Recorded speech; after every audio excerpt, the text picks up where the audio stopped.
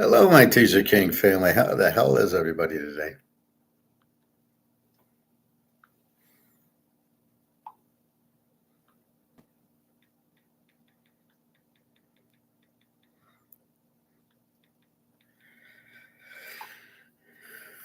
Um, I'm fine, actually. Just a second.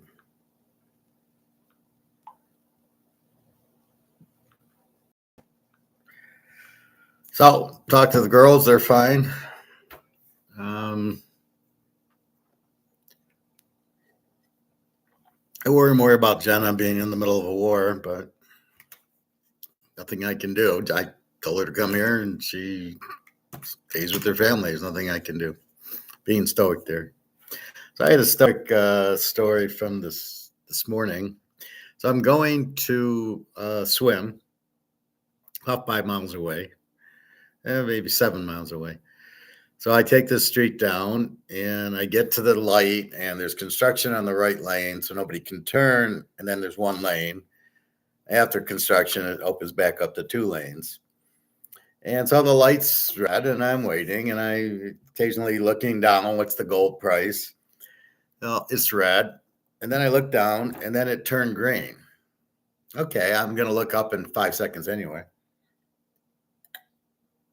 And this guy in the truck starts honking at me. Okay, give me a honk. I get it. This guy kept honking. He honked like 5 times. So, of course, I slowed down. Being stoic, I'm like, oh, you want a piece of me? Okay, I'll give you a piece of me. So I kind of went very slow because he was blocked anyway. And I look up, and he's sitting there flipping me off. And, I'm just smiling at the guy like, what's your problem there, buddy boy? Um,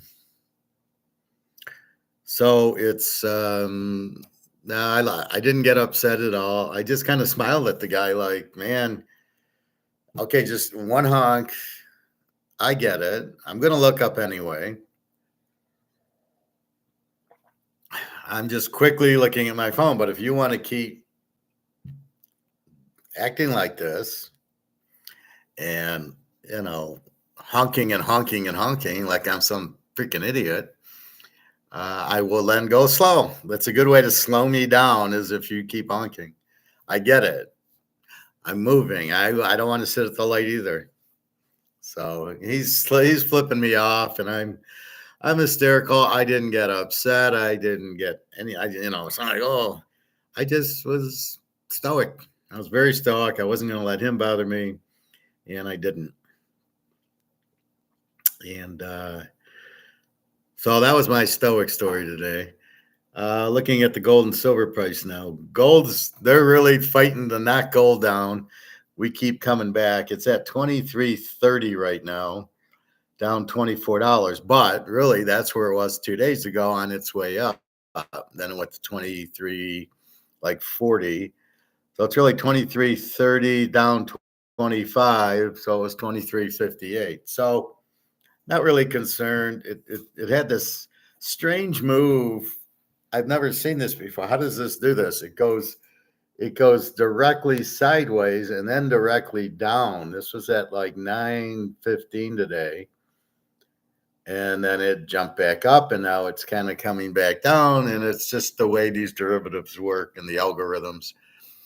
The 5:30, the 5:30, 6 o'clock is China, and it went down 6 points. And then it goes down from 23.40. So it goes down $25 when the U.S. and London start doing their derivative bullshit. And then it gets bought up. And then, it's just strange how it just goes down and then it comes back up, as opposed to the buy and sells at the same time.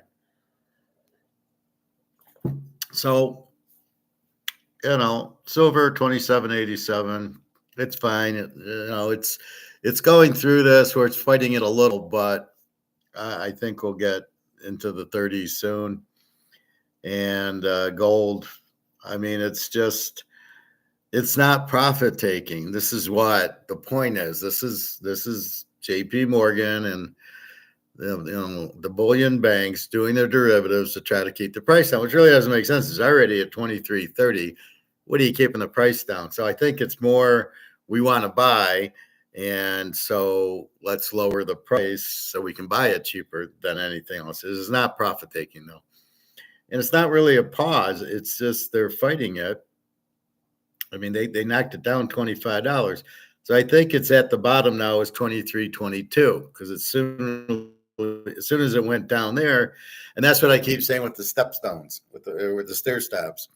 So as it goes up, there's a new bottom, right? So it's 23.22, but it went back up, so it'll end. We might lose $10 or $20 today, no big deal, but it'll consistently go up, and then we'll get our new bottom at probably 23.50, and then I think eventually it'll pop. Now, I was showing you, and silver 27.91. We know where that's headed. So I was showing you Zimbabwe. I'm going to show you another thing on the Zimmer.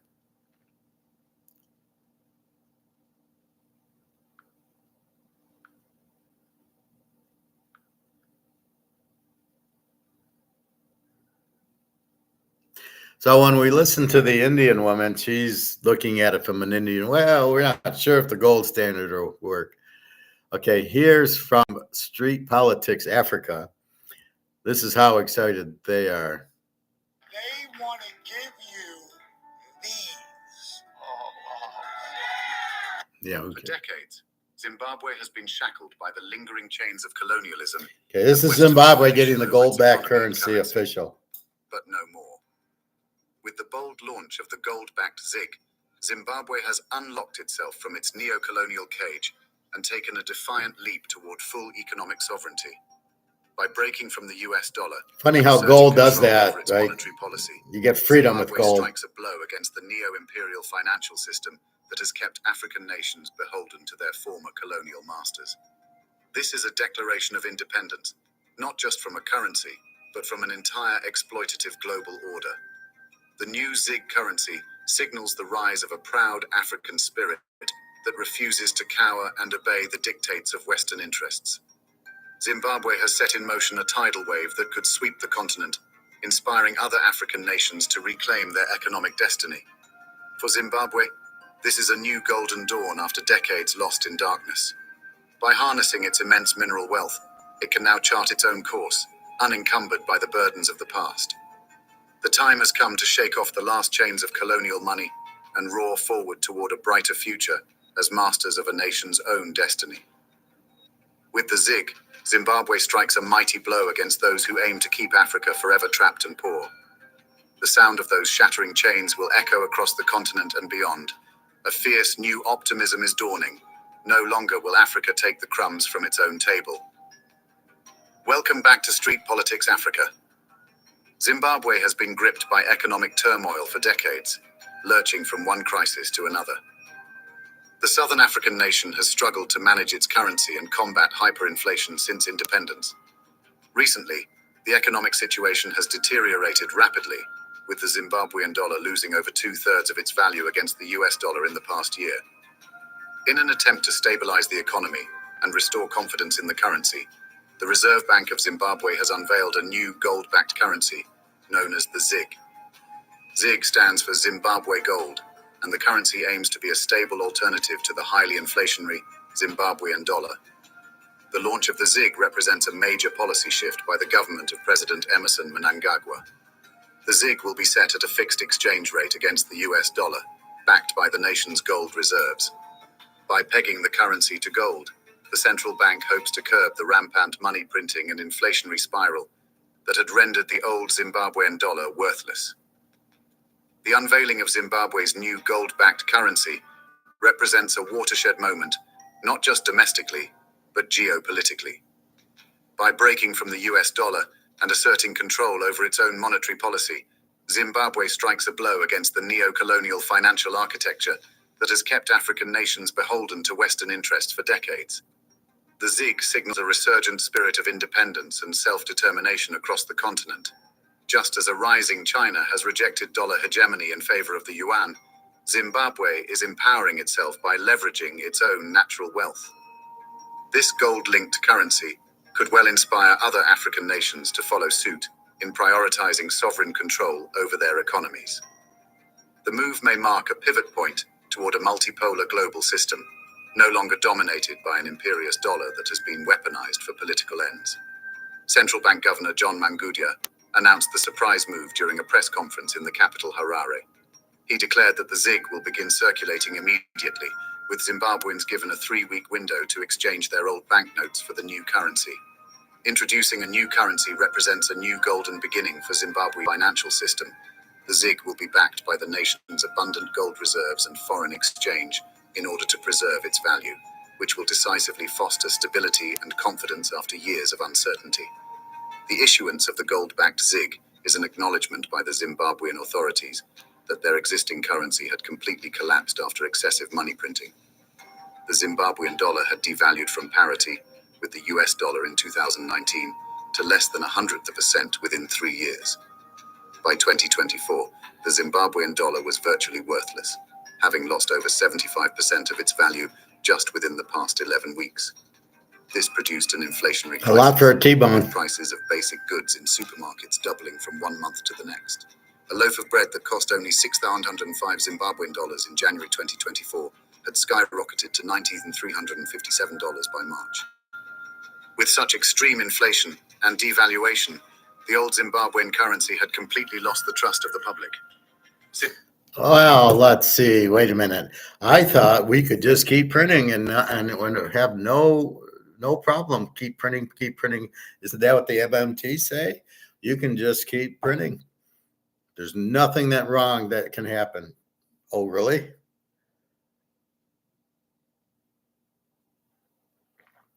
Looks like something went wrong there, huh? See, I don't fool you guys. I am honest with you guys. So you can see in practice, in reality, they printed. The dollar went to zero. The prices went up. And if you don't think that's coming here, you're out of your minds, because that's exactly what happens to every currency. It goes to zero, and it's not really this. I will agree with Alligator on. This is not prices going up. It's the dollar going out. And that's when you can see all the meat being that expensive. Now, the problem is, how does the grocery store stay in business? Because they can't sell any of it unless they sell it in dollars, maybe. See, again, they have US dollars and they have Zimbabwe dollars there. So everybody uses the US dollar to buy the meat. The Zimbabwe dollar goes to zero.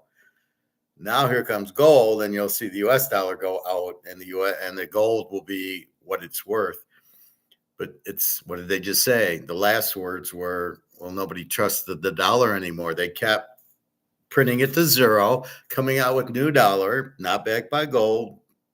Zero, not backed by gold. Zero. Huge inflation. I mean, their dollar was worthless to the US dollar.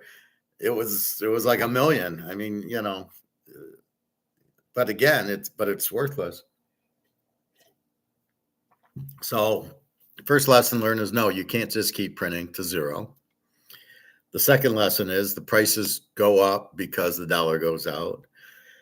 I'm assuming the dollar they showed us was Zimbabwe dollar, not US dollar for the meat, because that really, how does the guy stay in business? You can't just mark your prices high. So that's it. But look what they're doing. They're all getting away from the dollar. China, Russia, and now here Africa is all getting away from the dollar. That's the de-dollarization. We don't want you anymore. And what does that mean to a market? We don't want you means you can't sell it, means it's worthless. Sorry, you run an auction, you're not going to get anything for it. We don't want you means you're on the Titanic, you're getting off. You don't want to be on the Titanic while it sinks. So, as I say, there's only a market if I can sell it. If I can sell this to you, there's a market. But if I can't, there's no market. And if I produce 1 million of these, there's no market because I've overproduced. So that's lesson one here is yes, you can overproduce and you can see that the money loses value and everything's very expensive. You can see that in Greece, you can see it in Venezuela, you can see it in Sri Lanka and Pakistan. Now you can see it in Zimbabwe. But look what the answer is. Gold backed currency. These guys are like in heaven. They like won the war. Well, we got gold and now they're free and they don't have to get, used by the dollar. And now they're free and they got minerals and gold and copper and whatever they have in the ground. It's very rich in minerals. So I look for Africa to be able to sell their goods. So they need something to sell. So they'll sell all that and they'll get more money in. And with the gold, and I think Russia's behind it because I don't see how the U.S. let this happen. That's the problem with the U.S. They won't let these countries go. And the French and the U.S. are controlling Africa, which is why Africa is so poor.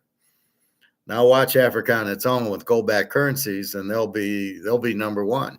Well, BRICS will be number one, but watch what Egypt's in BRICS, South Africa's in BRICS. Look for the rest of Africa to join BRICS, go on the gold back, or at least go to the gold back system.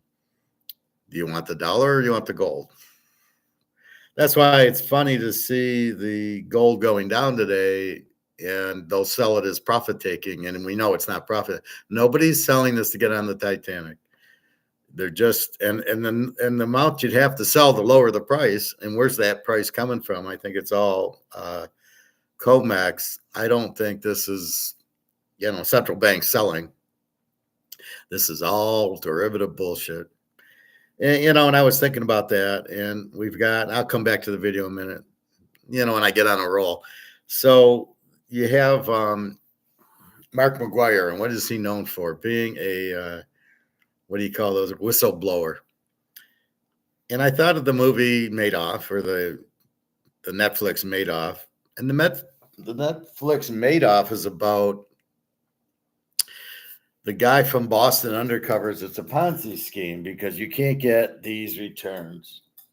Like I say, I can't go 100%. As good as I am, I can't go 100%. I get fooled by certain variables or something like that, or a lot of interceptions and turnovers, injuries. You're not going to go 100%. So he discovers the Madoff is not real. It can't be real. It's got to be a Ponzi scheme. But he goes to the SEC, but they're in on it. And he goes and nothing happens. And he goes and nothing happens. And the mafia is controlling the SEC, so there's never going to be anything that happens because you're not about to screw with the Russian mafia. So in that case, you're not, So what's the good of being a whistleblower if you go blow the whistle and the people you're telling it to are part of the Ponzi scheme? And so I thought about Mark, so then I started thinking about Mark McGuire. He's doing the same thing. He's, like I'm sitting there watching the gold price drop, and I know it's derivatives because it's 10 o'clock and I'm thinking, yeah, but you can't complain because JP Morgan's running the playbook and there's nothing you can do. I mean, you could tell them it's price fixed, but you can see nothing. Oh, we'll fine them and that's it. But they won't stop it. And that's exactly what Mark McGuire is doing. He's going to them saying, oh, yeah, that's price fixing. And they're going, yeah, okay. So what? We don't care because we're in on it. So you always got to be careful with being the whistleblower, but who are you blowing the whistle to? Right? If you go to the FBI or CIA, they're not going to help you. They're in on the scam. So it's it's a fine line, but this is why I'm surprised they're able to do this, and the CIA, and they're still alive. So I'm really happy to see it because now other countries in Africa and Asia will start doing this because they know it's the right thing. So think of us as Zimbabwe, right? Everybody in class, what are we doing? We're buying gold and we're buying silver, and we bought freedom, basically. We are free from the tyranny of the US dollar, which is printing, and you can print as much as you want. I just showed you can't print as much as you want. It's because theoretically you could. Oh, we need money, I'll print it. We need more money, I'll print it. We need more money, I'll print it. However, the problem is, well, it's sort of like you run out of food, you go to the grocery store and you buy some more. The problem is, if you keep printing the money and you keep inflating the money, nobody wants it. So yes, you can print it, but the problem is they lose confidence in it and nobody wants it because it's too highly printed. It doesn't have a value anymore. And that's why you can't just keep printing. And there's a good example there, as well as Venezuela and all these other Greece and all these other countries I tell you about. So that's where it all goes. So we can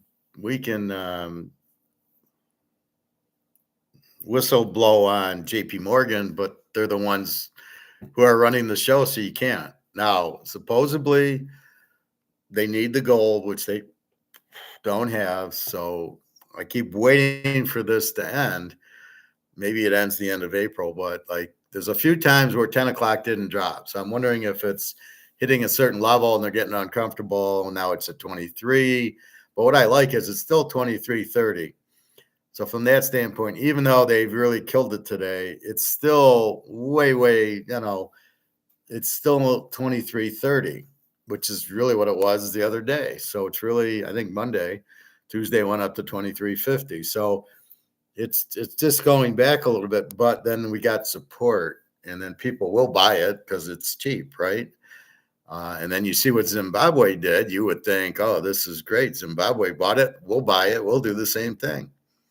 And I think Zimbabwe has 2.5 tons of it. We're going to get to that. So they don't have a lot, and yet they're on the gold standard, and they're pegging it they're leaving it a free market price of gold, which is good. So they're not saying gold at $2,000. They're saying whatever it goes to. All right. Citizens had resorted to using US dollars for 85% of transactions, despite government attempts to ban foreign currencies. Most Zimbabweans had lost all faith in the central bank and local currency after several failed reintroductions and reform efforts over the past decade. The government knows it cannot build an economy when their people have no confidence in the currency. That is why they are starting afresh with the ZiG, which will have full gold backing to guarantee its stability. They are committed to macroeconomic discipline and not printing excess money that fuels inflation. The new ZiG banknotes will be available in denominations from 1 to 200. Coins will also be minted, as there has been... Wait a minute, he just said printing money causes inflation. You mean it's not prices? Oh my God. You are. I'm about to watch my cousin Vinny. So there you have it.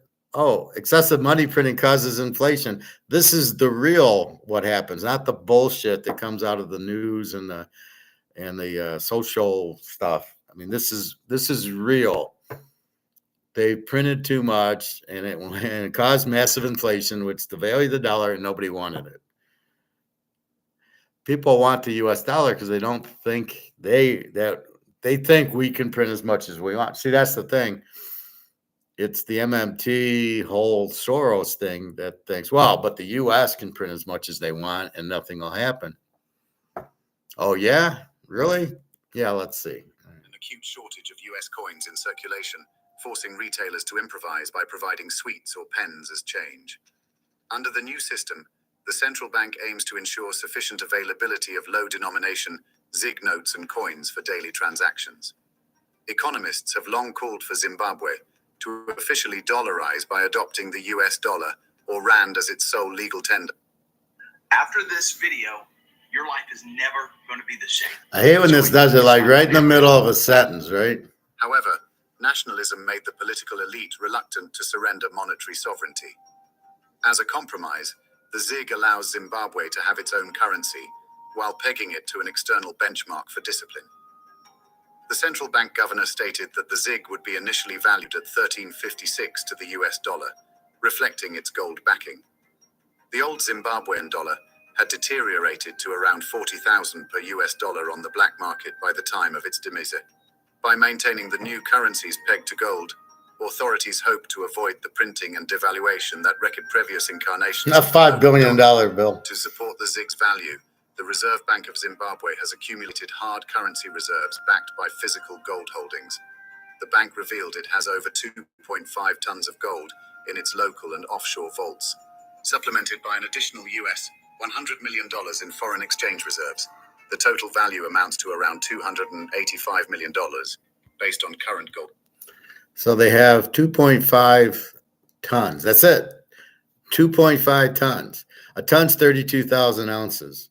So they're doing this basically with 32, 30, 64, and 16. They're doing this roughly with 80,000 ounces of gold.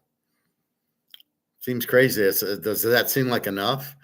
And then the U.S., 100 million U.S., whatever. Well, yeah, but when the U.S. dollar goes out, they're fucked. Prices. Mangudia asserted, the new currency shall be anchored in and backed or covered by a composite basket of foreign currency reserves and precious metals received, mainly gold and valuable minerals. However, some financial analysts questioned whether Zimbabwe's reserves are adequate to sustainably peg the new currency. They cautioned against overpromising, given the central bank's history of blowing through reserves when financing lavish government spending and budget deficits. The business community hopes the ZiG can restore stability, but remains cautious after being burned by past failed currency reforms. Companies are taking a wait-and-see approach, concerned that fiscal indiscipline could undermine the new currency as happened before. Ordinary citizens also expressed skepticism, having endured economic turmoil for a generation.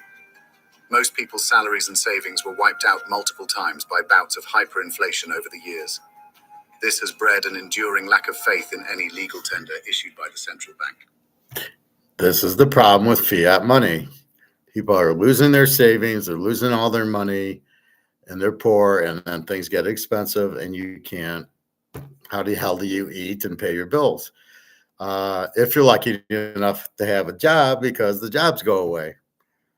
This is why we go to gold. This is exactly why we go to gold, because nobody can fuck with it. You can't print it.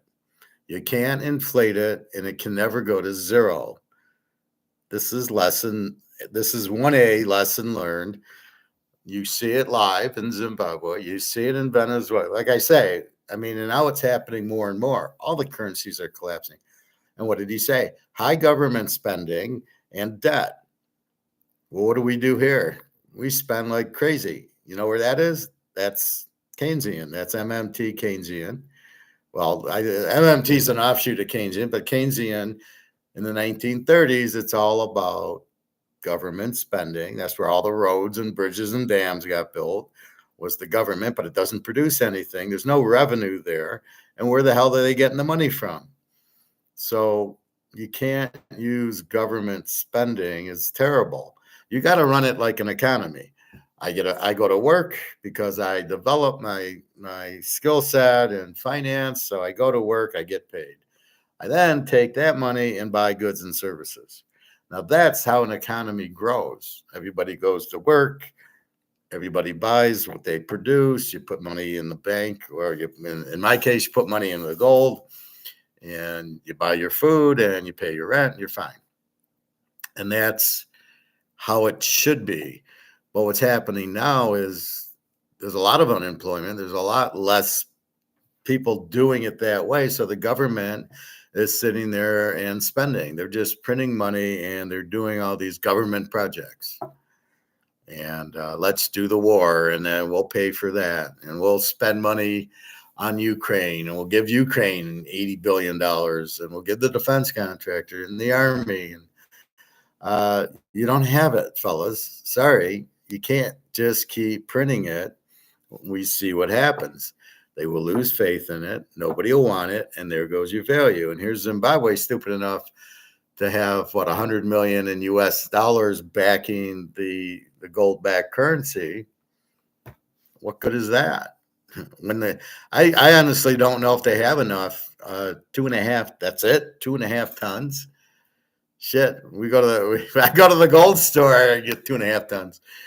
Oh God, that's a lot of 32,000 ounces. I go and I get an ounce and a half here and an ounce there. I can't imagine getting 32,000 tons of gold. It's hysterical. So I give them credit, 2.5 tons, but I don't think. Well, I don't know how big their country is, but their money, I guarantee, will stay. It'll stay strong. And government can't spend because they don't have the money, right?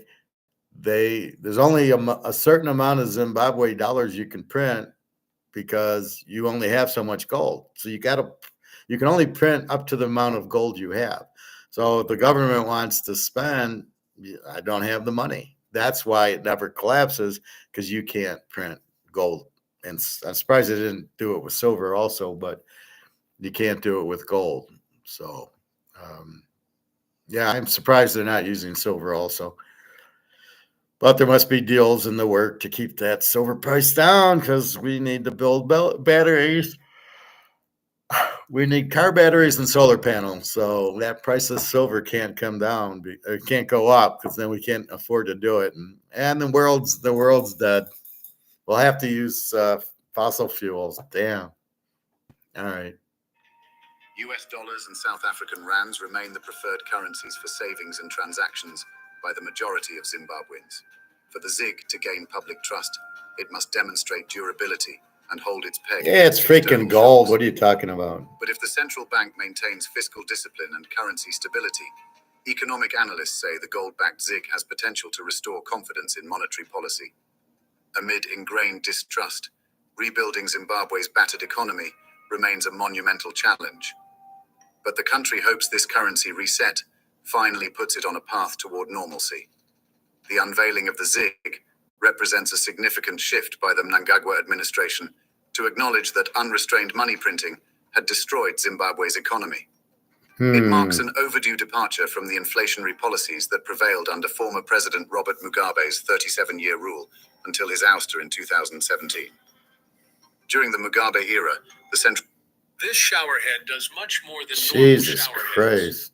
If you haven't bought it yet, please take Central bank repeatedly cranked up the printing under former President Robert Mugabe's 37-year rule until his ouster in 2017. During the Mugabe era, the central bank repeatedly cranked up the printing presses to fund runaway spending, fueling hyperinflation.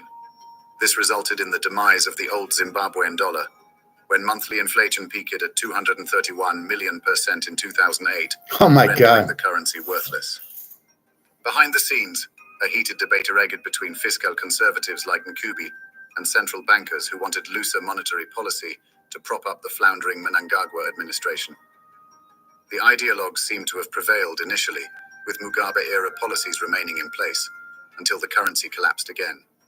With inflation returning to triple digits by mid-2024 and the Zimbabwean dollar crashing rapidly, Mnangagwa finally lost patience.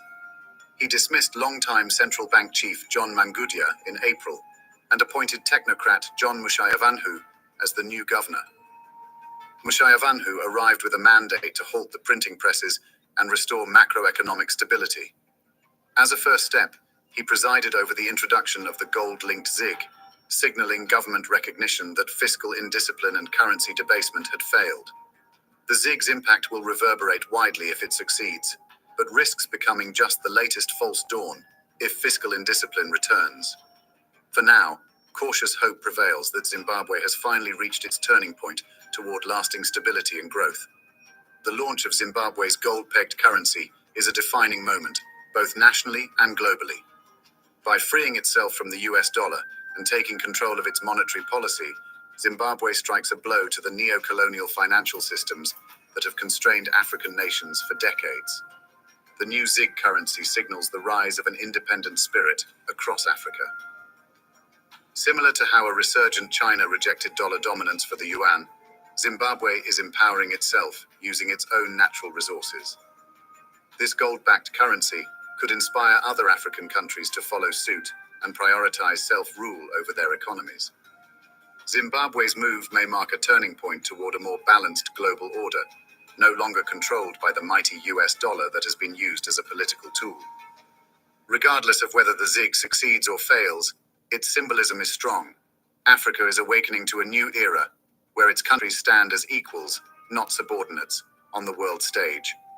By boldly asserting control over its currency, Zimbabwe scores a victory for the whole continent.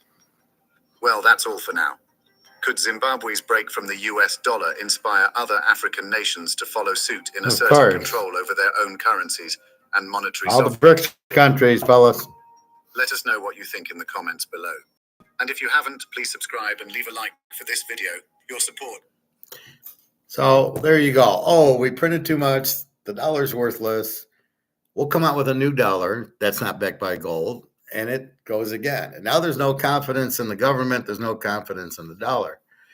But there's always confidence in gold because you can't get fucked with gold. That's why you go to gold, because they printed too much and it, the hyperinflation and nobody can afford to eat, and it's very go to the grocery store. And I wouldn't be surprised if the US was behind it, because if you notice, they also had the US dollar there. So it's the Zimbabwe dollar that kept crashing, but not the US. See, the thing is, and this is why more people don't own gold, they have their money in the US dollar, and they don't think that if you print it, you'll print it to death. They don't think you can print it to death. This is the biggest Ponzi scheme in the world being played on all these people. Well, the US dollar can't go out. It's the reserve currency. I mean, they can just keep printing. It doesn't matter how much they print. It won't go out. Well, there you go, fellas. That's kind of proof there that, yeah, it can, and yeah, it will. It's all people wanting, they don't want the dollar anymore. But I don't know too many people that don't want gold, especially when they're dollar. But they're all being told bullshit. They're all being told, well, the US dollar's safe. Yeah, that Zimbabwe dollar's no good. And then the guy says, he fires the guy and he says, okay, we're going to a gold-backed currency. And I guarantee you it will be successful. I wish they had more than 2.5 tons. I was hoping they had like 20 tons, or, well, 10 tons at least. But, with all their minerals and gold, they can certainly buy more gold if they need it. But you just raise the price of gold. Maybe that's why they're hitting gold today, to try to lower the price, to say, look, the gold standard's not the way out. And I wouldn't put it past half these players to say, well, the gold standard won't work. Yeah, okay. Yeah, tell me when gold's lost value. Yeah, please let me know. And the bullshit they're doing today with the derivatives is not gold losing value because of no demand or people selling. And it's just strictly the derivatives. So I thought that was very interesting. I'm happy to see, and I know Zimbabwe will be very successful because they went to gold. That's the smartest thing you can do.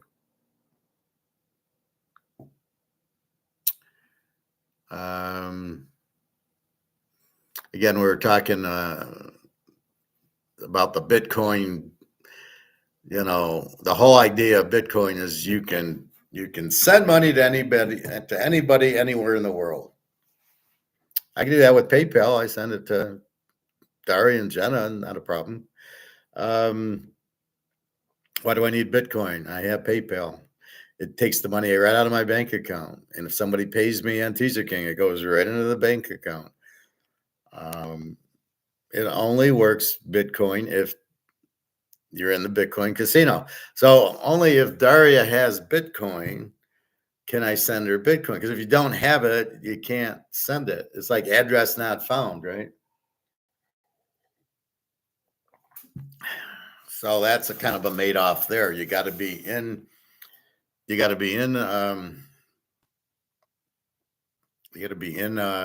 Bitcoin to actually receive it.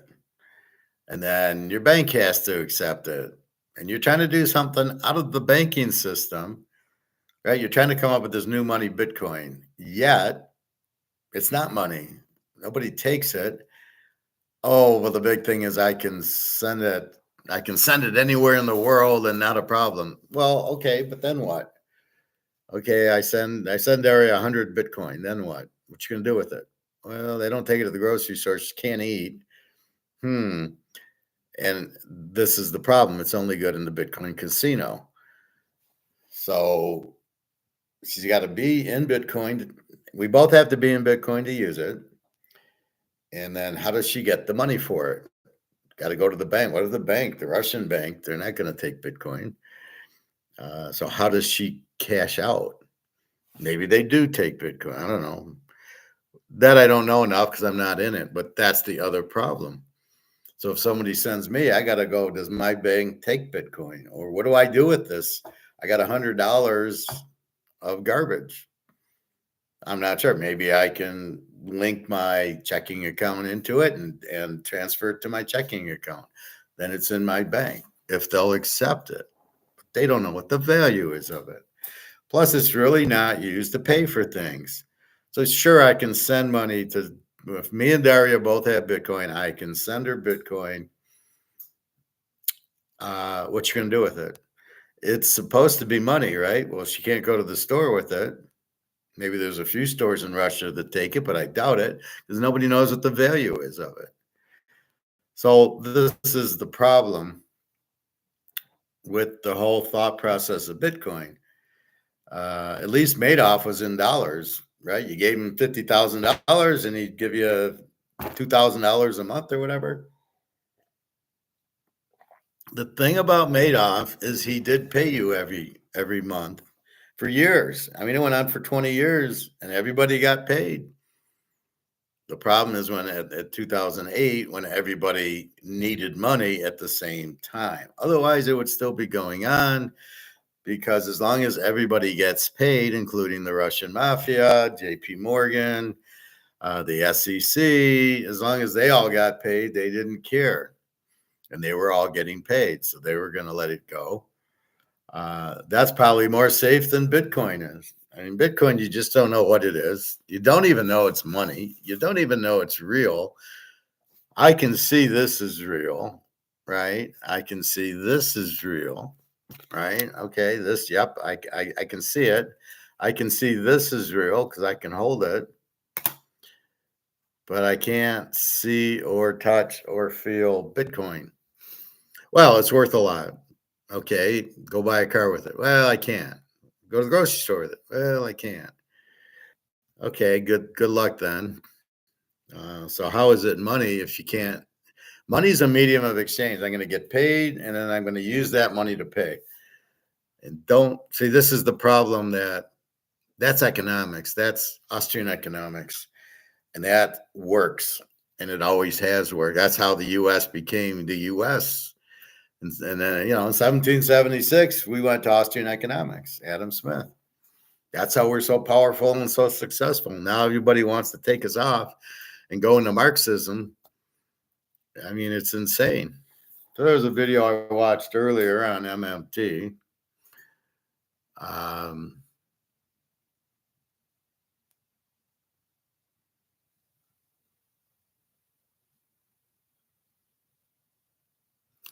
So this bothers me, but I'm going to show it to you anyway.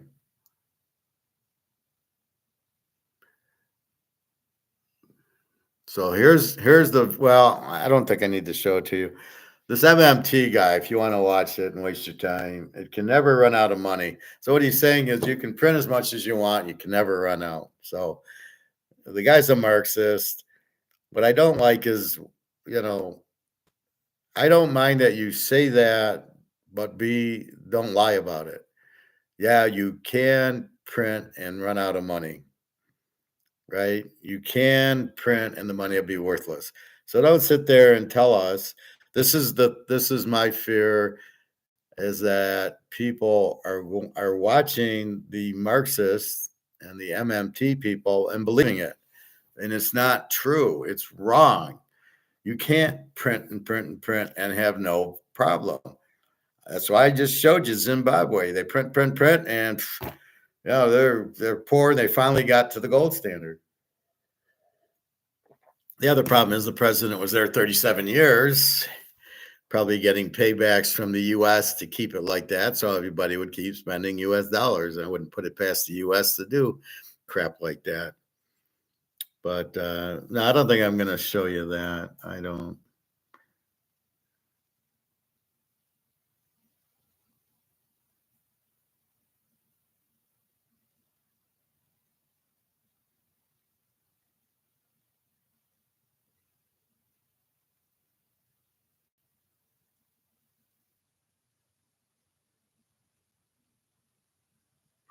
I got to be careful what I show you, I think.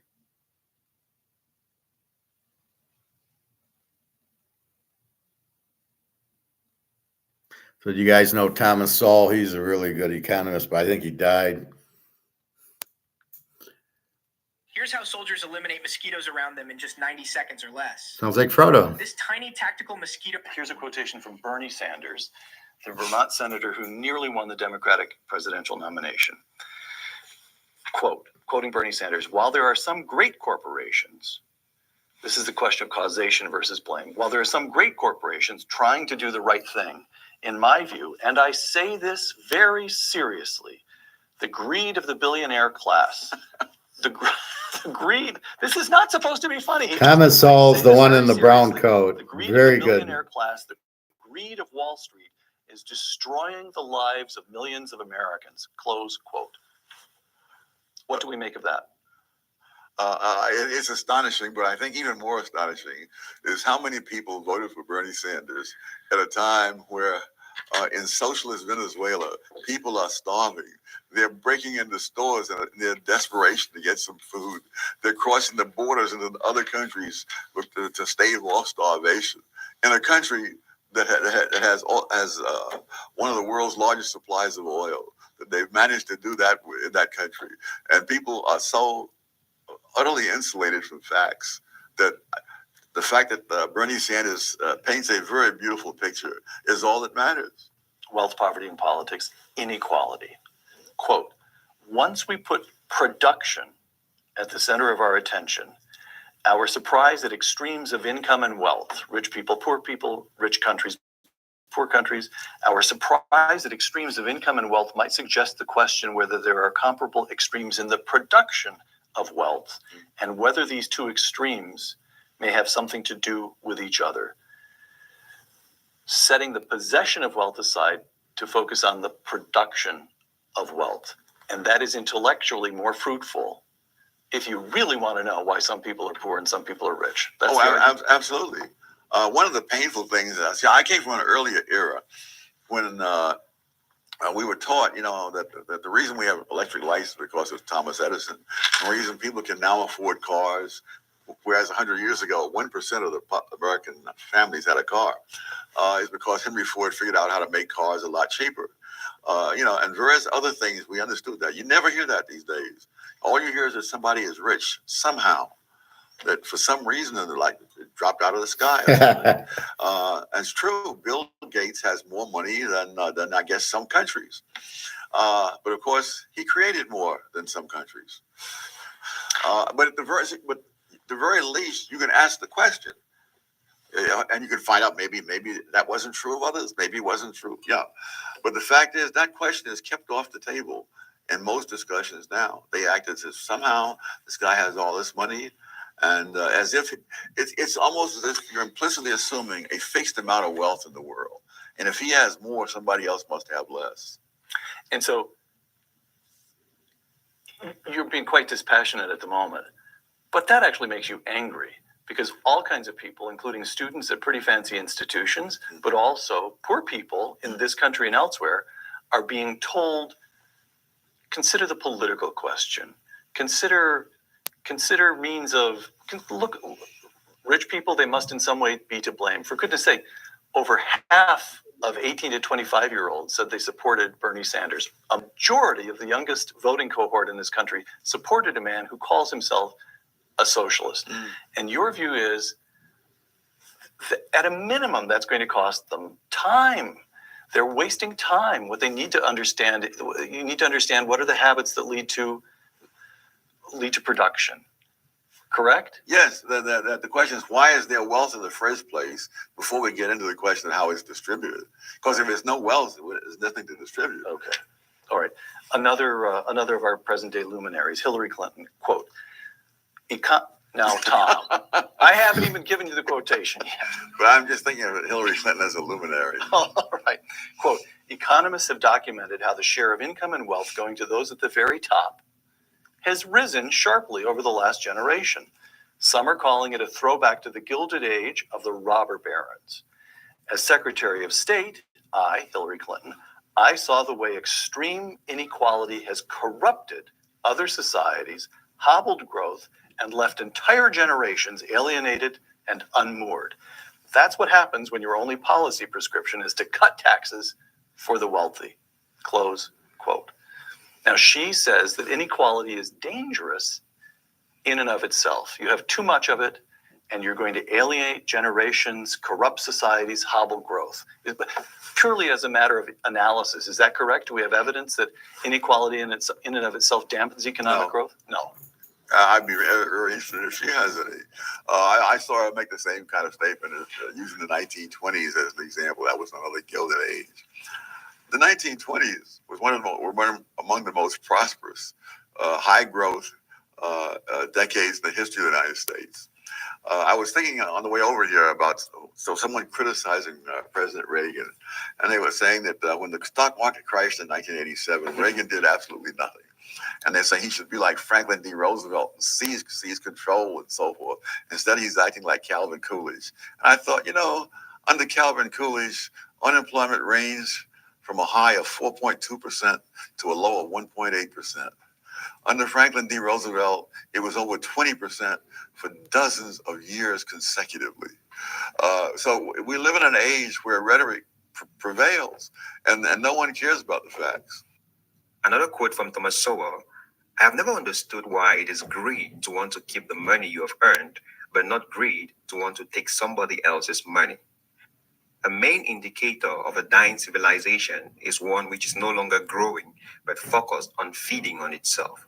When our young people are no longer asking questions like, how are you so rich, which opens up possibilities in their minds to learn and also develop their own potential to emulate the same world and success, but rather, why are you so rich, shutting down their minds to their own potentials and possibilities and only thinking about dividing the wealth of the person before them.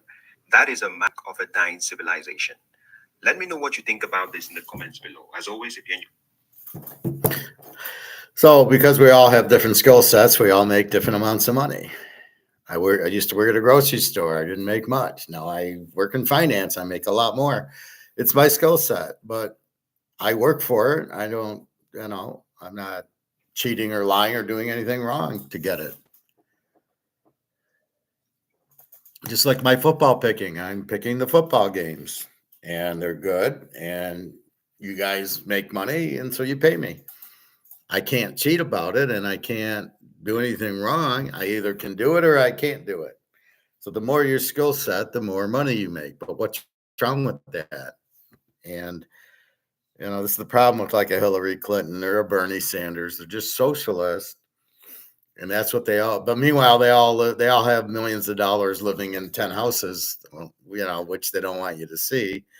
Oh, by the way, So anyway, this Thomas Sowell is a very good economist. He's dead now. He was around with Milton Friedman, and he's a lot like us. We like him. He's got good views. And that's what's good about it. All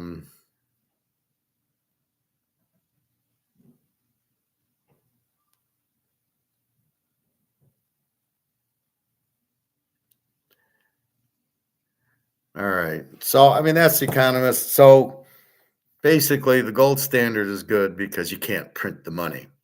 So they'll get confidence in it because they'll realize it's not going to be inflated, it's not going to be printed, and it's not going to go to zero. That's the problem. If it's like here, if we come out with a new US dollar and it's not backed by gold, it's going to get hyperinflated just like this one's doing.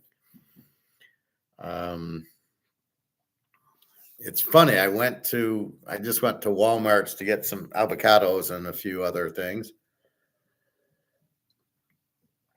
And it was relatively still priced properly, which I don't know why, but see, we're not getting that hyperinflation where like they were showing the meat for 84,000 whatever's. We're not seeing that yet, and I'm puzzled by that.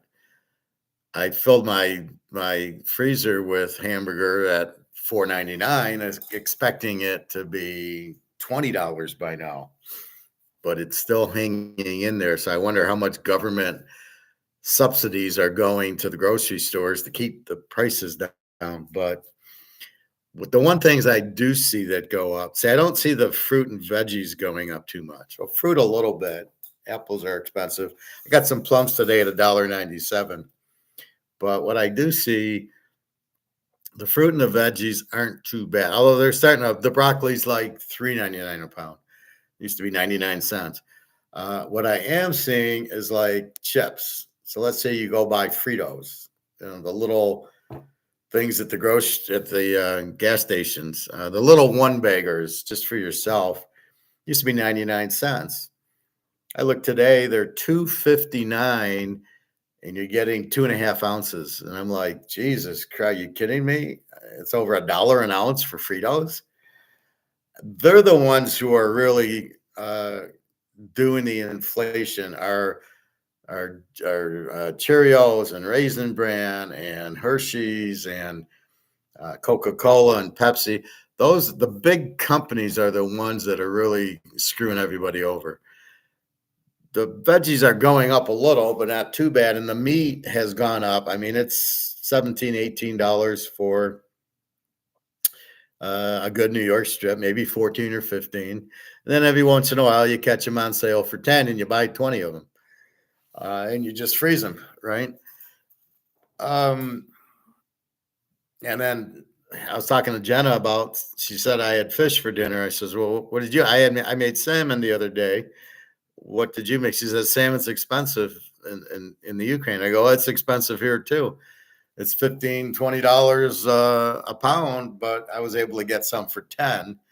They obviously couldn't sell it, so they put it on sale to move it. And so it was $10, I noticed near the checkout. So I got one so I could just for a change of pace. But you can't eat too much of it because of the mercury in it. That's the problem with a lot of the fish has the mercury. So you got to be very careful what you eat. Tuna, I get a can here and a can there just for a change of pace. I'm getting bored with my eating, but this week, so since Sunday, and Bobby asked me, am I fasting? No, I'm not. But what I'm doing is I'm eating once a day. So at about 5 o'clock, so in an hour I can eat.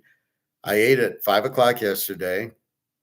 Finished about 6:30. I had the avocado. I had the rest of the salmon. I couldn't even have a salad because I ran out of veggies. Oh, I cooked up squash and the yellow and green squash, and I put peppers and broccoli in the pan. So I basically didn't throw the egg in. I just had the veggies with the salmon. And tonight I made chicken last night. Chicken, the thigh leg part of it, the quarter. So I made those. So I'll probably have 2 of those for dinner an hour. And I've got a bunch of salad, and then I got some fruit, some strawberries and some plums, and with the avocado. So I'll eat the avocado. I got dark chocolate. I've been eating too much. I think the dark chocolate's good. And then when you run out of it, you have this sweet tooth and you'll go buy cupcakes or you'll buy ice cream or, it's like, I need the chocolate. So I've been off the chocolate since Saturday. I bought some today, but I won't have it. I don't think I'll have it tomorrow. And I'm trying to lose a few pounds, but really I just want to get little healthier, clean my body. And so I'm really fasting, basically 22, 23 hours every day. So I'll eat dinner. I won't eat the rest, just my water and my green tea. with my ginger and cinnamon in it. And, I was in the pool today. So it's 1 o'clock, and I'm thinking, yeah, this is fine. I don't mind. I said to myself, I can probably go all day and not eat. I can probably do a 44-hour one. And but now I'm getting hungry. And the fact I know I can eat at 5 makes me hungry. If I wasn't going to eat at all, I think I'd be okay. I would just I'd go out and come back and then try to go to sleep or something. But yeah, I don't mind. So this once a day has been fine. So Sunday, Monday, Tuesday, today's Wednesday. So that's 4 days of one a day eating. So I'm getting a good 24-hour fast roughly. Well, it's 22 hours because I'm done at like 6 and I'm going to eat at 5. So 23-hour fast. And just to be healthy, make sure everything's good. And I really want to reset. I keep going on the way home from swim, and I'll stop at the 7-Eleven and get, a chocolate something, a chocolate ice cream, or and I'm like, now I'm not eating. I can't go there. So it's getting me out of that habit. It's getting me out of the habit of at the grocery store getting a donut. Oh, okay, I'll have a cinnamon donut. And I don't. It's because once you start, it's your birthday. You have cake or ice cream. It's the Super Bowl, and then yeah, I can have a little bit of ice cream, and then I can have more. And before you know it, there's too much sugar in your body. So I'm trying to just reset that, which I think I've done. I want to go through the week. Chinese is closed. She's having spring break. So she's closed for 2 weeks. So she opens on the 14th. Amazing. She's closed on Saturday again. She should. I don't know why she doesn't open Saturday. So she's closed through Sunday, which is when she's normally closed, and then she'll be open on Monday. So I'll probably go to the barbecue place on Saturday because I can't go to Chinese. So I'm thinking and then I got to play it where I can't eat lunch. So this is like really no lunch. Like I thought, well, maybe I'll go go to Coney Island, have a hamburger. But no, I can't eat till 5 o'clock. So I can't stop there. Now I can go out to eat if I want to. It's 4 o'clock when we're done at, let's say, 5:30, then I can do that. But at this point, I'm not going to do that. I'm not, but I don't want to break it. It's like I'm on a roll once a day, and it's very healthy. It's been salmon. Today it'll be chicken and salad. There's no carbs. There's no sugar at all. Not even the dark chocolate because they ran out. So it's kind of like no dark. Now today I got dark chocolate, but I probably won't eat it today. Maybe I'll put in a square or two, but I really don't want to get that chocolate in my system yet. I want to get through the week and do that. So my goal is Sunday to Saturday, then Sunday start having a little bit of lunch with the dinner. Because I've always thought, well, can't I just have an avocado? Instead of all this complete fast, how about an avocado for lunch or something? So anyway, I'm trying this. I feel much thinner. I'm still going to work out. It's nice out. I might try the lake tonight and do that. Anyway, so just a little FYI there. So let's see. There's one more video here. Tax the rich. Harbor Freight knows on any given day, we're all mechanics. So this is about Thomas Sowell saying about taxing the rich.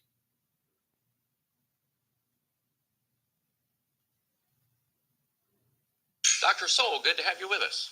Good to be with you. Now, in your book, you 12 years ago. paraphrase one of my heroes, George Orwell, who said that some ideas are so foolish, only intellectuals would believe them. So could you give us an example of an idea that is widely accepted as presumed truth among today's intelligentsia that is patently foolish to anyone who is not an intellectual?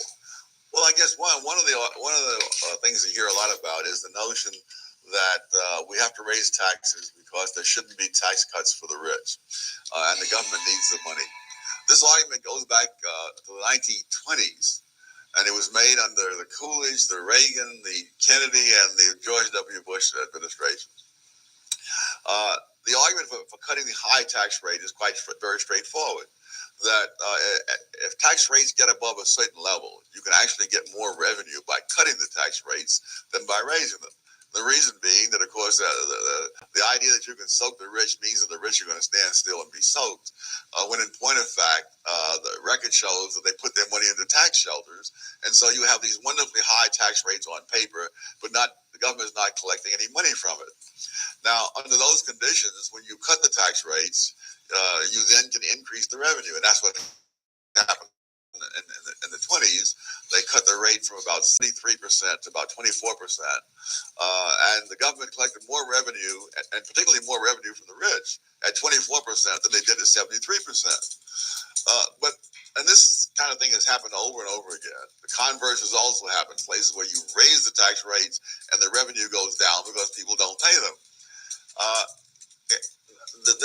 Despite how often this has happened, the argument is still the same as it was 80 years ago, and most intellectuals just remain impervious to the evidence. Worse yet, in our schools and colleges, some of the leading textbooks completely misstate what was claimed in the 20s, and misstate even more so what actually happened. So there you have it. You don't tax the rich because they won't pay. We're at 23.30. So we're hanging in there. It's a slow day. I think Friday will be our day. We'll get to 23.75 or so. But it's good that it's really, 23.30. It's not going much below that. And when it does, it shoots up. So that's like the bottom. And now we'll move up from there because everybody's buying gold and nobody's selling it. It's just these derivatives, which they're trying to wash them out, I guess. So anyway, taxing the rich doesn't work. In other words, so why don't they tax everybody at 100%? Right? We need tax revenue. We'll tax you at 100%. And the reason is you wouldn't work. Why would I go to work if I make, $2,000 this week and you're going to take it all in taxes? Then why would I work? I wouldn't work at all. That's why if the tax rate's too high, nobody works. Where then you start getting black markets and you start getting paid under the table. That's where the escorts come in. They take money, so they don't report the tax. And a lot of the other, illegal type of things happen because of the tax rate. So if you would just make the tax rate low, people would pay taxes. And really, that's where it's at. So he's saying, no, it's bullshit, and it is. That's why when they say tax the rich, you immediately go, oh, that's not good. The other reason is that who owns the companies? The rich. We're too poor to own a company. The rich own the companies. What do? They hire people. So the rich, if you give them their money, they hire people to do the work, so they got to pay them. So now it expands the workforce because the rich can sit there and take a risk and own a company like Bill Gates. Even though he's rich, he has Microsoft and a lot of people work there and a lot of people make money, and that's good for the economy. So we might not like Bill Gates because he gets off in these tangents on farmland and all this other crap.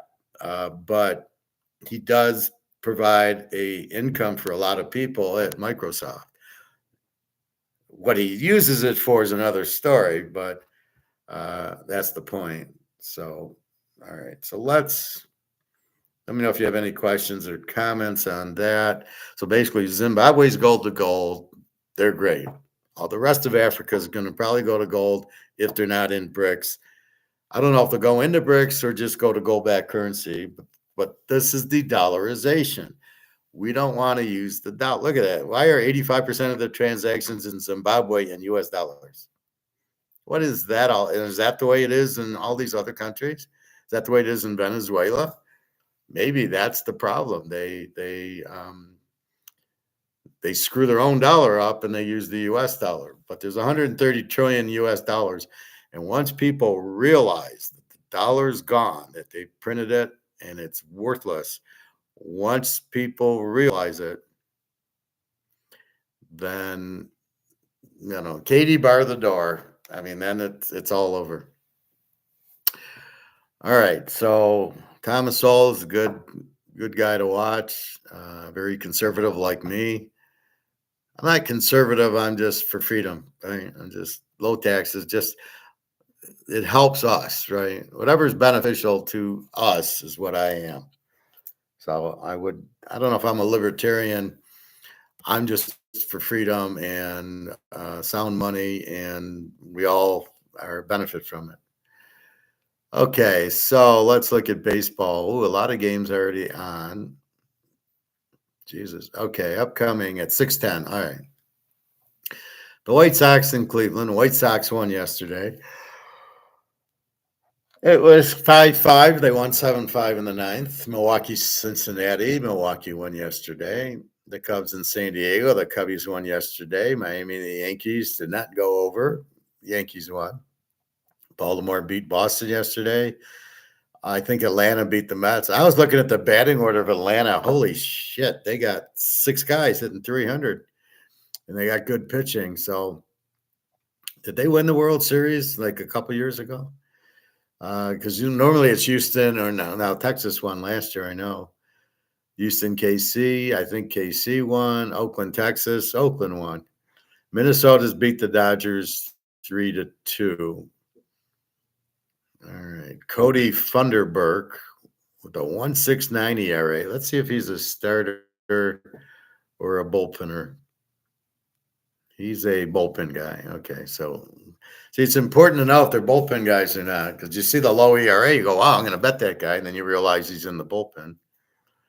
All right, so let's look at what's left. Well, let's we can go through the scores. Philly 4-3 over St. Louis in the bottom of the 8th. Seattle 1-0 over Toronto in the top of the 5th. Arizona 2, Colorado 1, top of the 4th. The Redskins over the 49ers 1-0 in the 2nd. Tampa Bay and LA, California 0-0. All right, so let's go. White Sox, Cleveland. White Sox are now 2-9. See, this is why you can't really look at the record. It's who did they play to determine that. The White Sox 2-9, Cleveland 8-3. But you can't just say, "Oh, look at the record; they're going to win." Cleveland's a 250 favorite, 7.5 over under. We got Eric Fetty 0-0 with a 2.79 for Chicago. And, Tanner Bybee 1-0 with a 3.86. Who's this Eric Freedy of the White Sox? I hit the wrong guy. Well, the Cleveland pitcher, 4 innings against Oakland and 5 innings against Minnesota. You can't really count on that guy to do anything. Eric Freddy, 4.5 innings against the Tigers, gave up 2 runs, and then 5 innings against Kansas City, gave up 1 run. So his ERA should be very well. See, in a 9-inning ERA, even though he gave up 2 runs, it was in 4 innings, so his ERA is 3. So his ERA is really higher than it should be because he's only going to pitch 5 innings. So can we get a win with Chicago? I don't know. Right now, we're just going to watch. Milwaukee, Cincinnati. Milwaukee 7-3 got the win yesterday. Cincinnati 6-5. Wade Miley 0-0 with an 0-0 against Hunter Green. 0-0 with the 2.53. I have no idea. Never heard of these guys. Cincinnati's a 130 favorite, 8.5 over under. The Bears against the Chargers. Good game here. The Bears being the Cubs. San Diego's 150 over under of 8. We've got Kyle Hendricks. I thought he was pretty good. He's not. He's 0-1 with an 11.74 ERA. Holy crap. Dylan Cease, I thought was pretty good. Is 0-1 with a 3.38. Yeah, I like San Diego here. Dylan's Kyle Hendricks, 1174. Probably just had a bad game. Again, it's too early. The statistics, in other words, when we do football and the team plays 3 games, let's say with Caleb, we don't have any trends on them. We have 3 games. It's not enough. That's why I wait about 5 weeks to start using the trends, or 6 weeks. So you really don't have enough information to use statistics yet.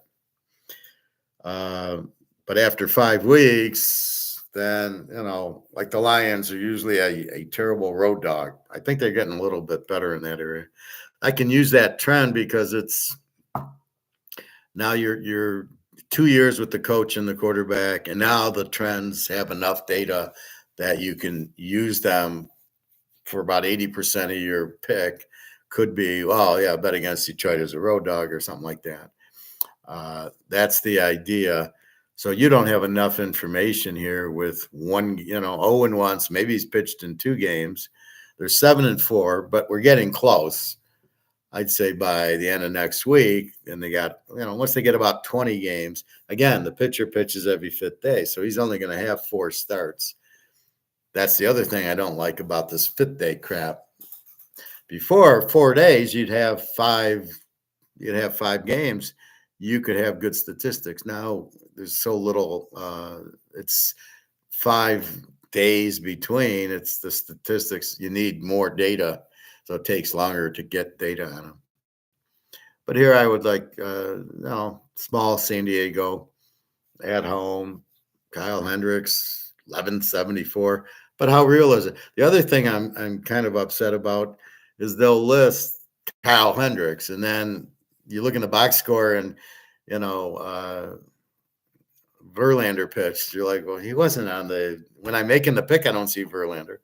And I don't see Verlander. I haven't seen him yet. I don't know if he's pitching or on the injured list or whatever. So a small play on San Diego, nothing major. Cubs look good, 7-4. So tease the dog if we could in baseball.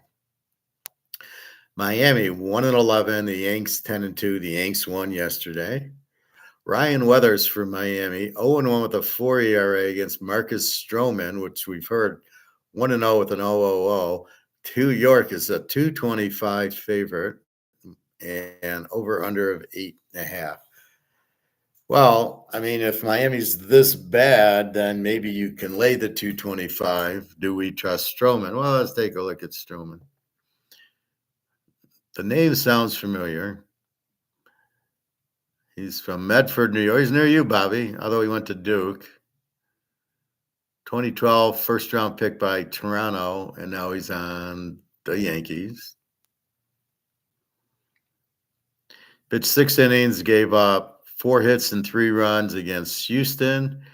Then he picked 6 innings, gave up 3 hits and no runs against Toronto. And so he's got a good little ERA. He'll give you 6 innings.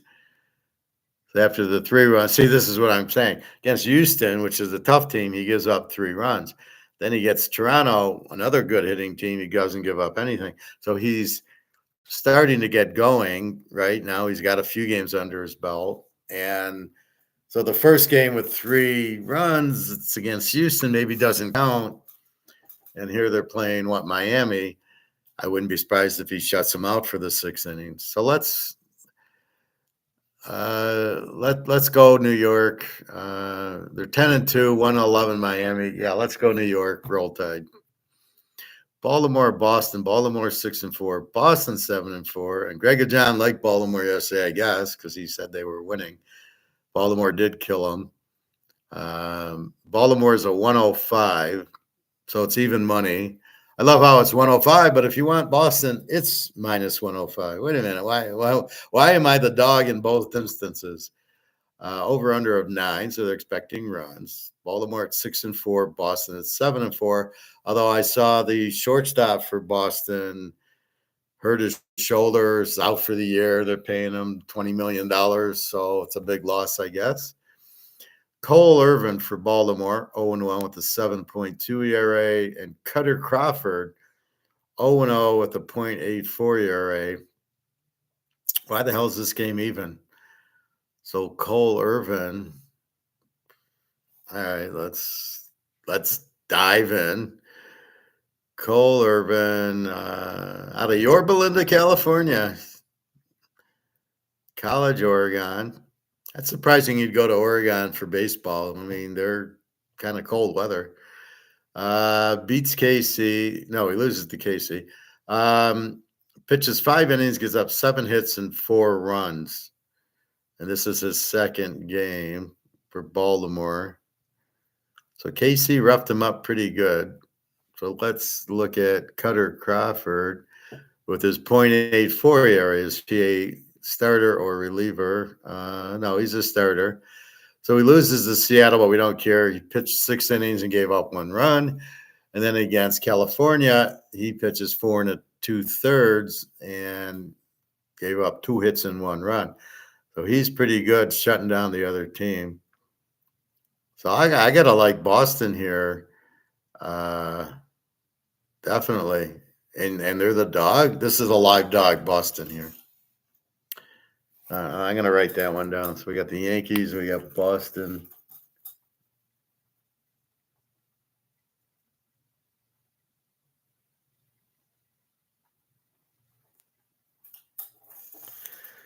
I write them down just so I can remember which games I'm picking here. So Boston's a home dog. The Yankees, big favorite. Yeah, I don't know with Cincinnati and Cleveland. I don't know. I'm going to leave those alone. The Mets in Atlanta. The Mets 4-7. Atlanta has a lot of hitting. I think either go over or they're the A team, depending on who's pitching. Jose Quintana 0-1 with a 2.61 for the Mets. I wonder if Bobby, you playing for the Mets tonight? And Alan Wooden 0-0 with an 0-0. All right, let's see.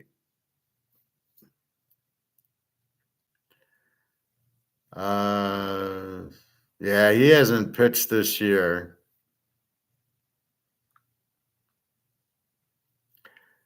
And so we don't know any. So it's like a new pitcher, obviously injured or something. Jose Quintana for the METSs, Mets. He against Milwaukee, 4 innings, gave up 2 runs. Then against Cincinnati, 5 2/3 inning, gives up 1 run. So he's pretty good. He's going to be roughed up with this Atlanta hit batting order. Jesus, what a batting order this is.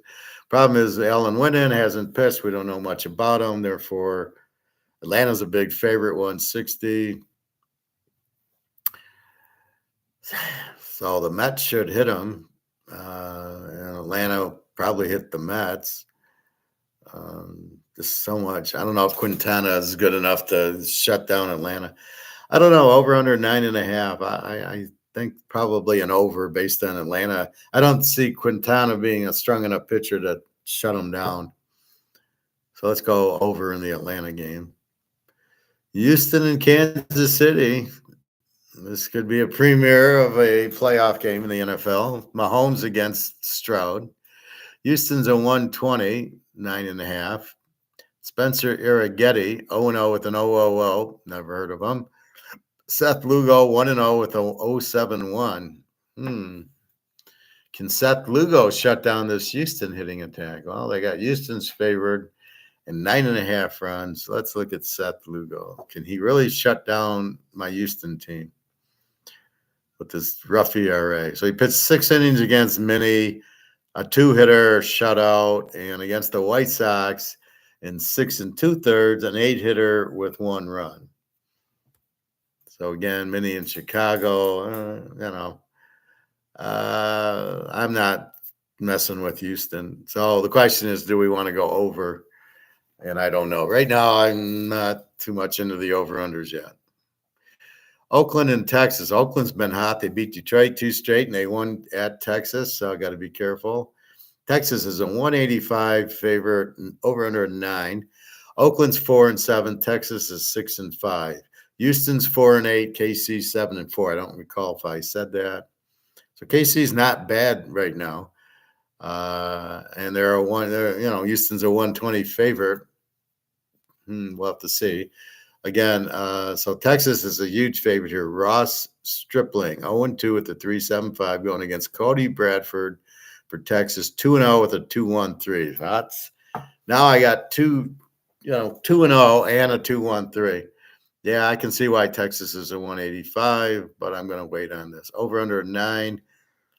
I don't know. I start betting the overs, it goes 2-0. I start betting the unders, it goes 12-11. So right now I'm going to watch the over unders.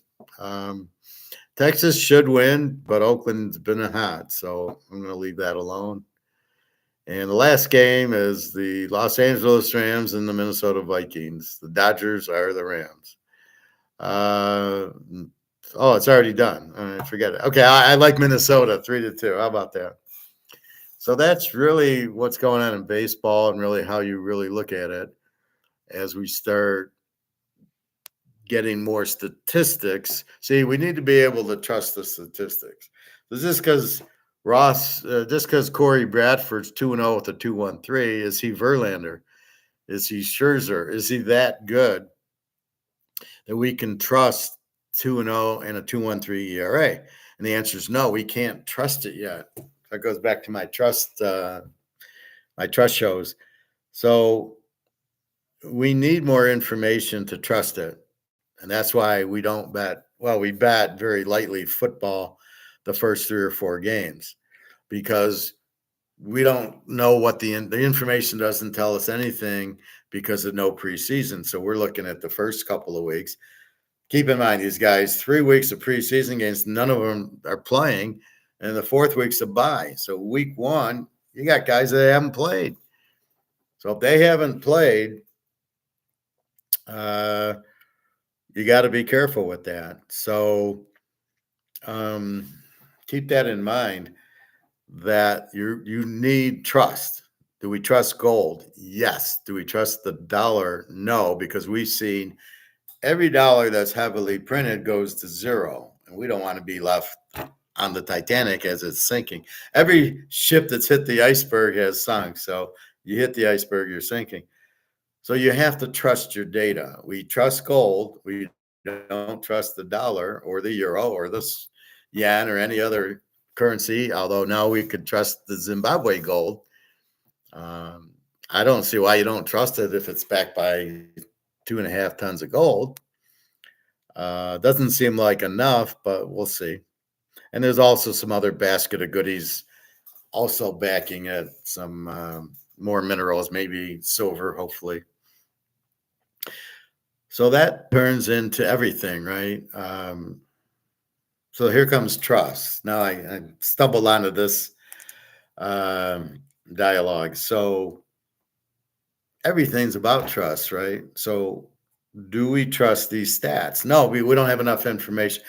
Verlander or Mahomes or Stafford or Joe Burrow or these better pitchers, we already trust Verlander. We already trust Mahomes. We don't have to see the first few games. We already Koufax, Bob Gibbons, we're there. But here's Corey Bradford. Are we set on him? Let's see if we can find a little bit more that trustworthy information. So he's 2-0. It's out of Baylor, 6th rounder in 2019.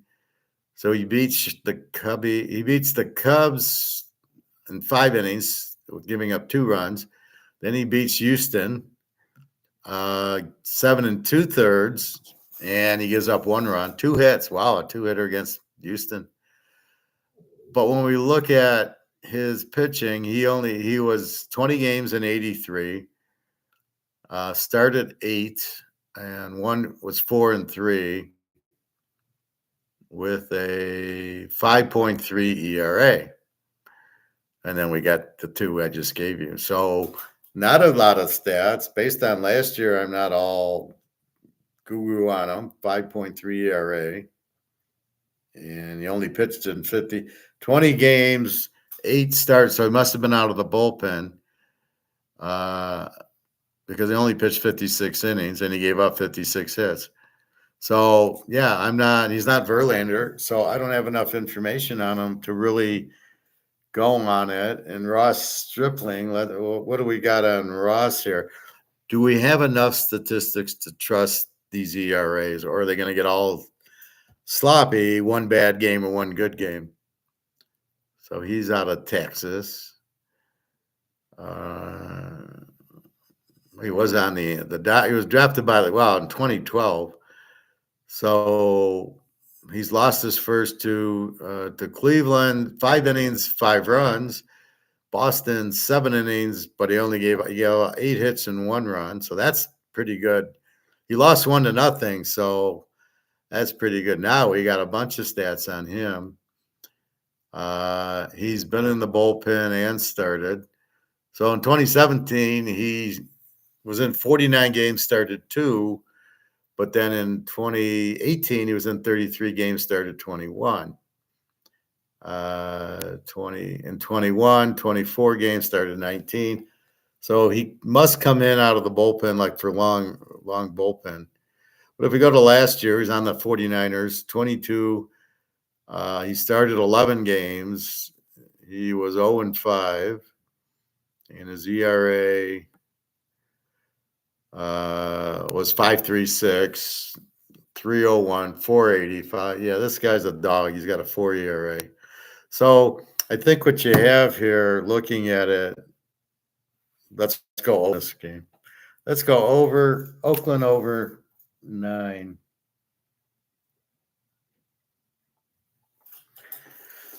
So that's how you do it. You go, do I have enough statistics to trust what I'm seeing? Do I trust he's 0-2 with a 3.75 in 2 games? I don't have enough information. But by going back and looking, he's been in the league for 7-8 years, and he's got a 4 ERA. It ain't going to get better all of a sudden, and it's not getting better. Oakland can hit.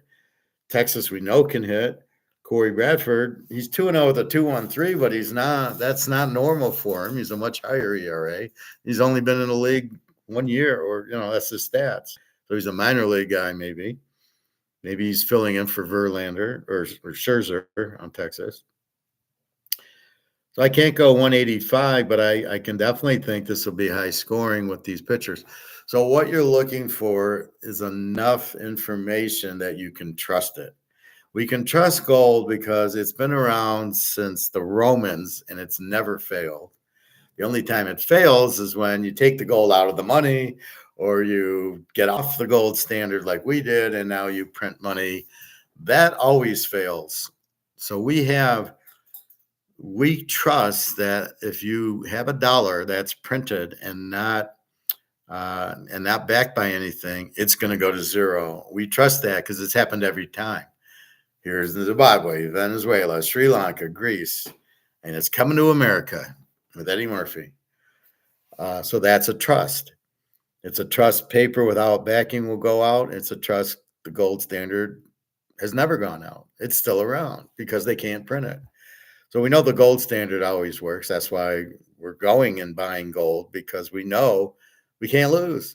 We can't lose. It's not going to zero like the dollar. And the choice of the dollar or gold, what are you going to choose? You're going to choose gold over the dollar because you know the dollar is going to zero.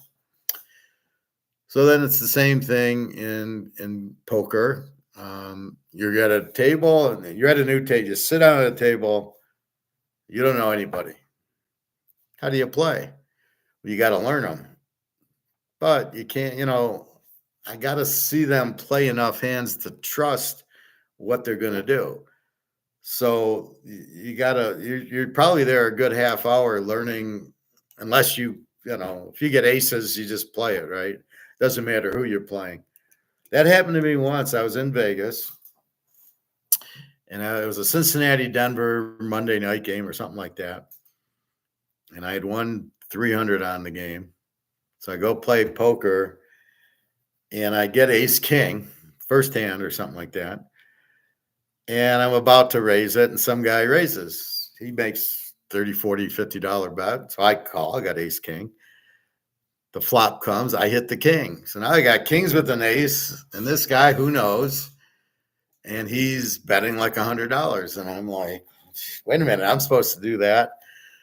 He's doing that. So I don't know what to think of it.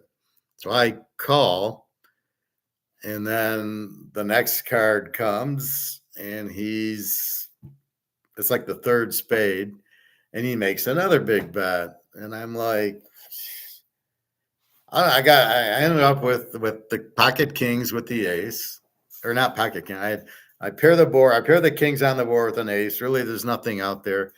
This guy's betting like an animal, and I'm like, how do I fold this? I got ace king and a king hit. There's no ace on board, and I'm hoping for like an ace or another king. Like let me get, and this guy's betting like an animal. He just, and so I ended up folding because I didn't know what to do, because I had no read on the guy. I didn't know what to trust. My normal instinct was, I have ace king, I flop the king, I'm going to bet a ton. However, since he's doing the betting, I don't know I don't know who he is. I can't say, well, he's bluffing or he's not with the king. So I fold because I don't have enough to trust what he's got. He might have a big hand. And I fold, and the guy next to me says, "Oh yeah, he just bluffed a few hands ago." Well, that information would have been helpful like 5 minutes ago when I sat down, that this guy bluffs. So I had him because I had the ace king with the king out. So I got kings with an ace. He might have had kings with the queen. I don't know if he was bluffing or not, but let's say it seemed weird. His betting pattern was very aggressive, which is normally a bluffer. You got to think it through, and you go to yourself and you think, and you go, well, wait, if he had trip kings, would he be betting like this? No. If he hit trip sixes, would he be betting like this? No. So let's say he had a pair of sixes, a six. If he had trips, would he be betting this way? And no. Then I made a comment, the third spade hit or something, and I said, weren't you worried I had the flush? He says, no. And I'm like, okay.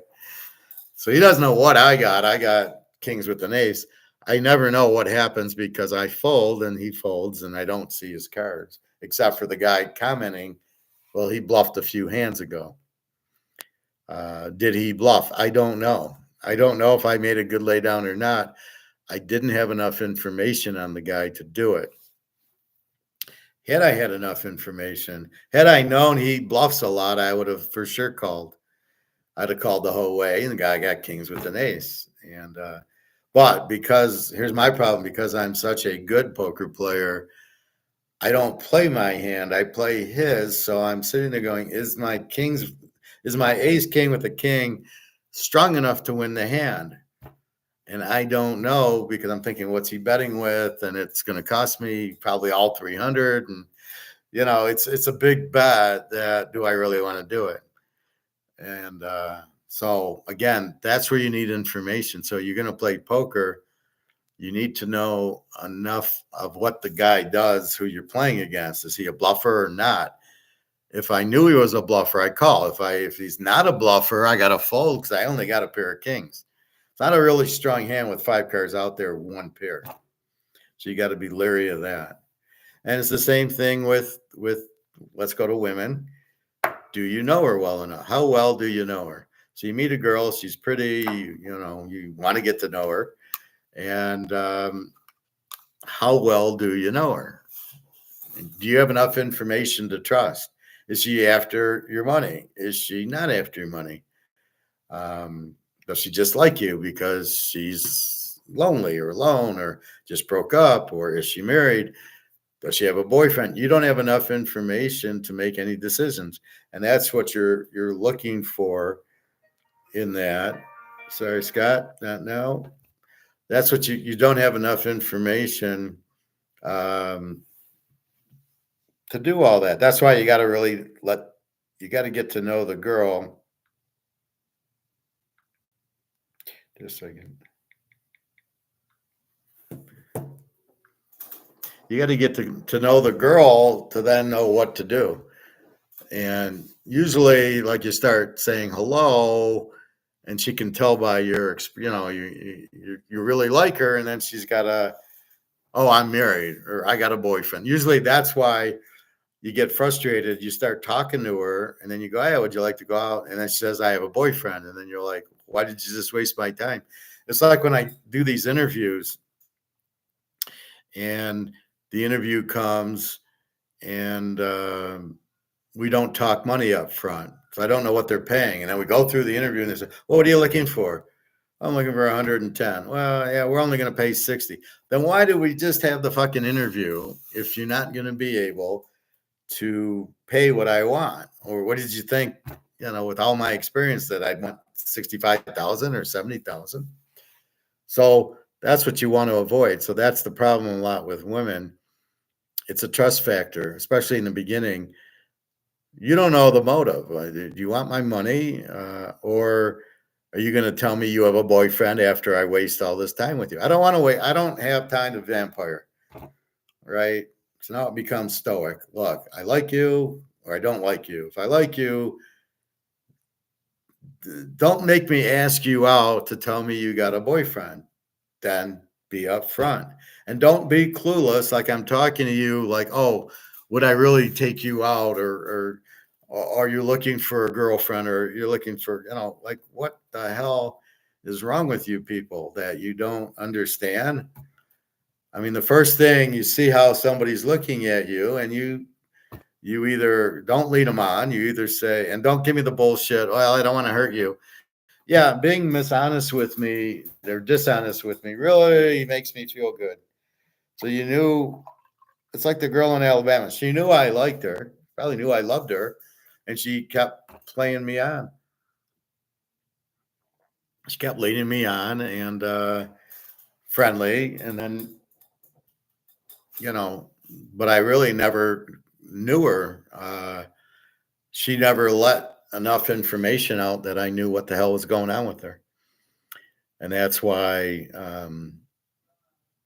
that's the whole thing. So when you meet somebody, you got to kind of feel them out to kind of learn what you can trust on them. That's why with Carmen, it was like, oh, no, no. And she kept asking for money. Oh, okay, forget it, Carmen.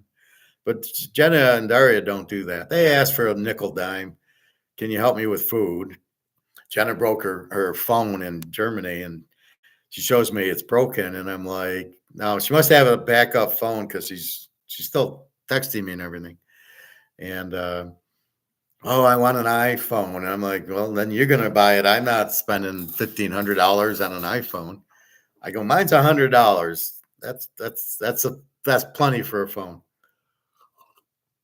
And, well, maybe I'll look for a $700 phone. I'm like, okay, try to get a payment plan. We can maybe work something out, or give you $100 every couple months or whatever. But I know she's not after my money. She likes me generally. So that's fine. You want friends. You got to have friends. So we're friends, and Daria and me are friends. And I don't think Daria's looking at me just for the money. It's not like she asked me for, $1 million. She did ask me for her teeth. I helped her with. She got implants. She had some bad teeth on each side, so I helped her with the implants. But that was one off. That's not every week she's doing that. And she's so it's rent, and when she gets sick, can you help me out? Well, yeah, you're sick. Okay. But again, it's a trust thing. Well, I've known her for a few years, so I trust her. But that's what you're trying to do, is get the information to know what you can trust. So when I keep talking about gold, I trust it, so you can trust it. You can trust me, and that's what we don't like with Mark McGuire and all his stupid guests. We don't know the guest. We don't trust the guest. Why am I going to listen to him? I have no desire to listen to him. I have desire to listen to Mark McGuire because I trust him, but I don't have desire on half his guests, never heard of, and have no interest to start to learn. I'm too tired for that. We trust Egon. His friend Matt Pfeifenberg, I don't trust. He's an idiot. He's a Keynesian. So That's what life's about, is the statistics and the trends and the trust. So if you're going to play poker, you got to learn to read people. So you got to learn to trust. What are they coming at you with, a bluff or a real hand? So that's why you watch the bet. You watch him bet, and then you keep watching him. And if he does that move again, where he bets a lot, does he have a hand or was he bluffing? That's what you're looking for. So there's only a few different types of poker players. The bluffer, the aggressive guy who's going to bet a lot to get you out, win a lot of pots. And there's the old man who's going to be very safe and careful, who's not going to raise too much unless he's got 4 aces. And if he's got something and you bet, he'll call you. Those are the 3 types. There's the guy who bluffs, which is easy to read. If once you know he's a bluffer, when they check, they got a hand, and when they bet, they don't. That's one hand. On the other hand, again, it's the guy like me who I check, and you think I don't have anything, and I turn over a full house. Those are the guys you got to worry about. The sneaky kind, the precious kind. So that's what you're looking for in poker, what to do. So in sports, baseball, we've determined that it's the pitcher. Can we trust them? Well, we know Verlander, Scherzer, and those guys. Can I trust Cody Bradford? Absolutely not. Not to bet money on them. Can we trust in football? Yes, Mahomes, Stafford, Joe Burrow. But then we got all these nuance. Can we trust? We know we can't trust Lamar in a big game. We can't trust Tagliabue in a big game. Josh Allen can't beat KC. Pretty good in a big game. Can we, so now we're going to have Daniels and Penix and Bo Nix and Caleb. Can we trust them in a big game? I trust Penix over all of them. Penix, Daniels, Bo Nix, and then I would trust Caleb there. Got to be careful, but Caleb, anybody that cries after a loss in college football, I'm not betting. He's not a man. I'm not betting on that. I mean, men in football don't cry. They, you lose. Burrow, I didn't lose. Mahomes lost to Burrow. He didn't cry. Burrow's lost to Mahomes. He didn't cry. It's just, he's too immature, I think, to really bet on. And he's going on the Bears. They stink.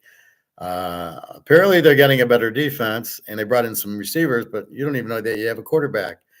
He's used to this USC style, and everybody, you scramble. Yeah, but everybody looks good at that USC Oklahoma style of wide open. But you're not getting that in the pros. And you see all these Arizona the Oklahoma quarterbacks struggle. Mayfield struggles. Hurts struggles. Kyler Murray, okay. Once in a while, he has a good game. That's it. And now you're going to have Caleb, and he's not going to be much better. So just be careful with that. But we don't know if we can trust him. Maybe he's great, and we'll know after 5 games. He beats the Niners. He beats Baltimore. He beats Green Bay and Detroit. Okay, I was wrong, but he didn't do that in college. So what I can trust is what I saw in college. And that's where I get the picks from. So I'm watching him in college. I'm looking at him in the big games to really know if I can trust them. That's why I'll say this quarterback's good or bad, is because in the big games, he won. Penix beat Oregon twice, and then he beats Texas. Okay, Michigan was nothing he could do. They were running it down their throats, and they ran for 4 long touchdowns. That's not Penix's fault. So in the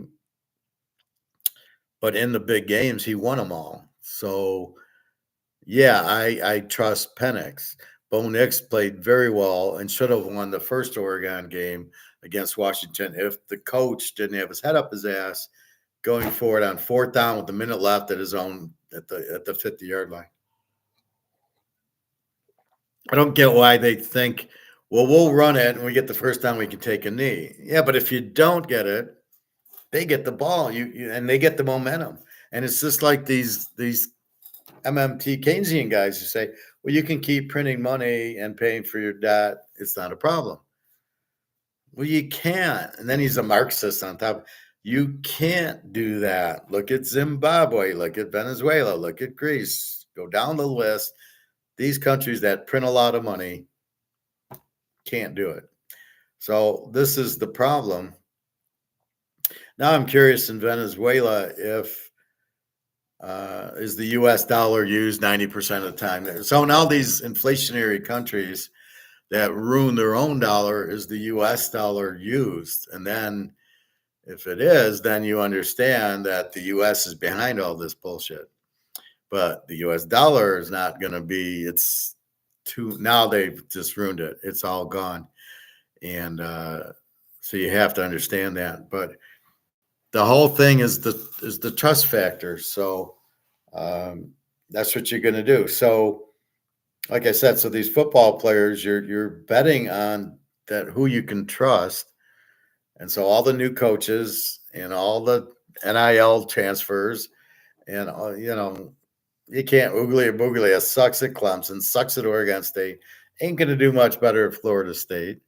Not sure why they brought him in.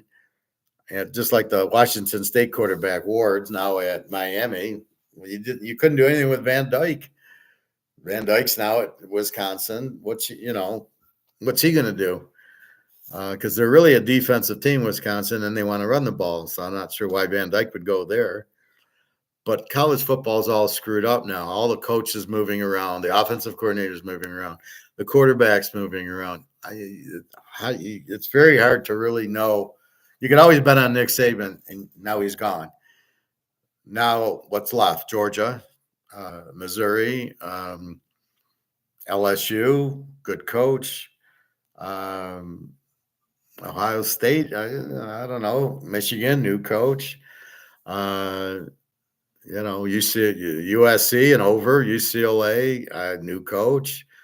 Washington, a new coach. Oregon, I don't like their coach, and Bo Nix is gone. So it's very hard to trust. How are we going to trust these teams? We need at least 4 weeks, and we need a big game to trust them. So there's a few teams maybe we can trust. Georgia, but the rest of it, it's like a nightmare. Will Howard's now at Ohio State. I loved him at Kansas State. Why isn't he in the pro? Why didn't he get drafted? So he leaves Kansas State. Now he's at Ohio. Very good quarterback. Maybe we can trust him. We got to see what Ohio State has, but they probably be a strong team this year.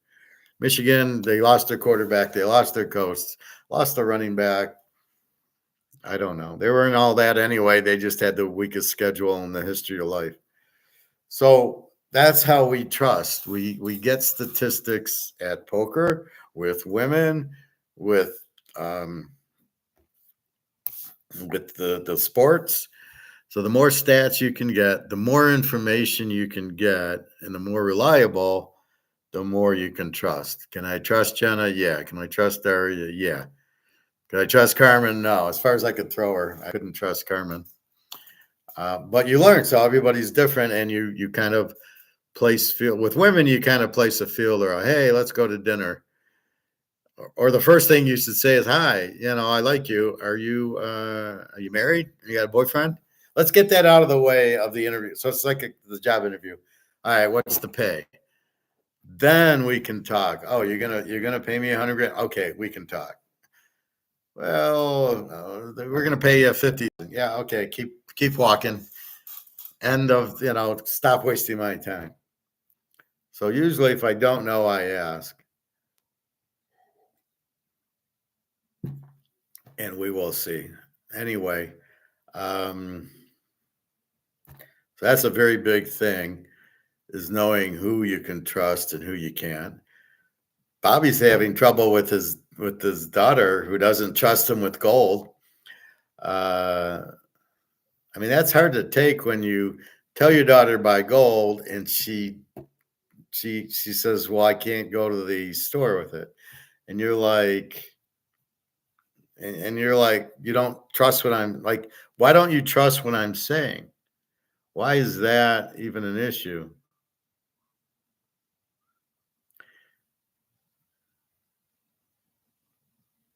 So that's That's really the point.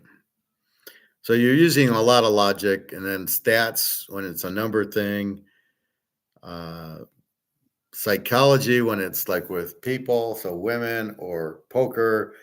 You've got to understand what you're dealing with, and that's really the difference. But that's how you do it. And again, it gets back to the Zimbabwe people don't trust their government. They keep giving them money that bankrupts. And so how are they going to trust it? Well, that's why they went to gold, because they know you can trust gold.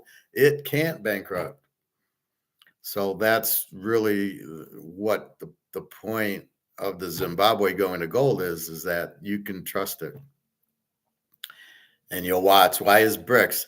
So why is BRICS buying all this gold? Why does China have 60,000 tons and Russia with, let's say, 25,000, 30,000 tons? Why are BRICS going to a gold-backed currency, which has been green-lighted, and May 14th, the gold price should go to the moon? Why are they doing that? Because they trust gold. They know gold is the only real money, and the only way anybody will trust me is if I have gold, then you know it's good. And that's really the whole key to it. So even if you don't understand it, if you look and use logic, all the central banks are buying gold. Russia and China and India are going to a gold-backed currency. So if you understand all that, if you don't understand anything, if you just look at what's out there, you'll go, oh yeah, okay, that does make sense. And that's really the key to it. So I'm explaining the why, and then you can see the other reactions. And then you listen to Mark McGuire and Egon, and you go, yeah, gold's it. Gold's where we're going. And so when you have these temporary down days on the COMEX, you understand it is not profit taking. It is derivative trying to push the price down so they can get the hell out of the other derivatives they did. Because if you're shorting gold and it's 23.50 and you're shorting it, well, you need it to go down and get out of the shorts, which I think's that's what Mark McGuire calls like rinsing. So the price drop, they can get out of their derivatives, and then the price goes back up. That's why we have these stair steps. So they're gonna, as it goes up, they're gonna stair step it, then they're gonna short it and get out, but it's smaller and smaller at higher and higher prices, and that's what we see. So faith in the gold, faith in the silver, they are real money. And we trust them. We know they're real. We also trust that this is going to zero because everything, all the other currencies that aren't backed by anything goes to zero. Even though we're the reserve currency, it still goes to zero. It doesn't matter. It's based on how much you printed. It doesn't have a value. That's the whole thing. So when Mark McGuire talks about the 130,000 outside of the country, and they're going to sell it, or Egon or whoever was saying it. I think it was Egon. So there's $130 trillion outside the U.S. Well, that's what it is. It's Zimbabwe they're using it, and probably these other countries are using it. And the problem is, but now it's all going to default because there's too much problems going on with it, right? You're printing it to death that has no value. So all these countries are set up to get screwed over, except BRICS going to gold and Zimbabwe now and most of Africa now. So I don't know. Janet Yellen went to China. Yeah, I'm sure they took her seriously. Anyway, so that's again confidence and trust, and being stoic. So you see a girl, you go, I like her, she's pretty. And you go talk to her, and then you be stoic, and then you get to the point, or you got a boyfriend, or or I like to get to know you. And then maybe the second or third time you talk to him, it's kind of like, hey, you got a boyfriend? Are you married? What's your status? And I get asked that a lot. I don't know how to answer it because I'm kind of like, well, my girls are in Europe, and there's a war going on, so. But yeah, I get asked that, and as I ask that out, and that's really, otherwise you're just wasting time. there's a pretty girl, you like her, and you don't ask her out, and you know, a month later you ask her, and oh, I got a boyfriend. Well, you just wasted a month's time when you could have been talking to the other girl who didn't have a boyfriend who's also attractive. So that's kind of what you do. So it's a trust thing, and you try to get the information out so you can learn from what to do with it. And and again, if you look at a girl and she smiles at you, I think a girl with a husband or a serious boyfriend is not smiling at. She doesn't. She's not paying attention to you. She's got the boyfriend or the husband and whatever. And that's okay. But so if they're smiling at you, that's a good indication that they probably don't have a boyfriend. So you go from there, but you still got to ask. I think what they do is they listen to you, and if they don't like you, they then mysteriously have a boyfriend because you're wondering why you're talking to me if this is going nowhere. And then, oh, I have a boyfriend. Oh, okay, so that's your loss. See, that's the stoic way of rejection. Is well, that's your loss. It's not mine.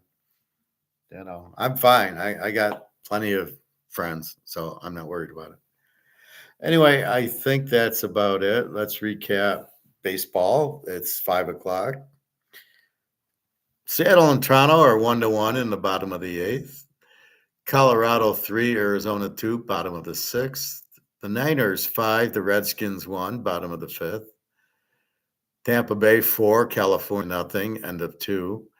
Upcoming, we have the Yankees, Boston, and Oakland over. So we got Chicago, Cleveland at 6:10. We got Milwaukee, Cincinnati at 6:40. We got the Cubbies against San Diego at 6:40. Miami and the Yankees, there's our first one. So we're taking the Yankees. It's a big 225 at 7:05. Baltimore, Boston, we're taking Boston at 7:10. Houston and Kansas City. Mahomes is going to play for Kansas City tonight. And he was a baseball player, but I think it was a pitcher. I think it was a center fielder. 7:40, we're letting that go. Oakland, Texas. We are going with Oakland. We're going over in this game, over 9. That's at 8 o'clock, and that's it. Finish games. The Twins beat the Dodgers 3-2. Phillies beat Cardinals 4-3. Aaron Nolan won. And then the Mets, the JETSs against Atlanta has been postponed. Odd. Okay. So there you have it. So the 3 games tonight, the Yanks, the Bostons, and the Oakland's over. And I know the Yankees are a high price, but just, and these are very, like, for the addicted gamblers out there who need the action, there you go. I'm not betting these yet because it's too early. Another couple weeks. I think is the Masters this week. God, please don't bet it. I hear these BetMGM. I switched to the radio and they're talking about who they're betting on in the Masters. How the hell can you bet on golf? Okay, you got to be kidding. Jack Nicklaus did not win every tournament.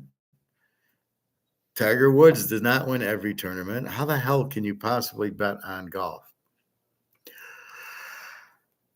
I think that's this weekend. Let's see, golf.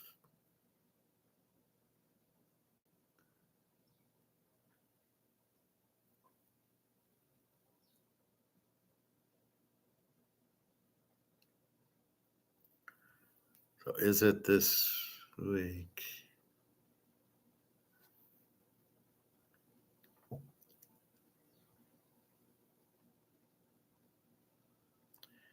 What are we, April 10th?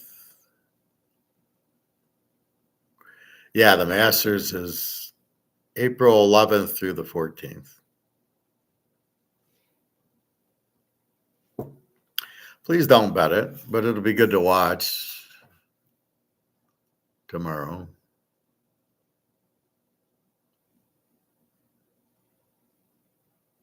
No, I don't know. I'm not enthralled with any of these golfers now. There's really nobody out there. They all stuck. I was watching that TPC, and there was Xander Schauffele was leading, and I said, "There's no way he's a choke," and he did choke, and I think the other guy won. I don't even know his name. And I looked at the course was a joke. It was driver wedge for like 15 out of the 18 holes, and that stupid little 17th the water around it. Like, oh, it's such a big deal. It's a hole pitching wedge. I mean, come on. How do you miss the green there? And then there's a couple of idiots who put the ball in the water. But, it's a big green. And if you're hitting with a pitching wedge, believe me, I could play it 4 days and put the ball on the green all 4 days. Anyway, let's take our last look at our beloved gold for today. Gold price is at $23.32, silver $27.91. And again, that odd little line across here. What the hell was that? And then the big drop at 10 o'clock, and then it started coming back up, and then about 10:30 it started sinking. So it's weird, but it's $23.32, silver $27.91. So we got over 28, so we'll get there. Believe me, the demand for gold and silver is huge.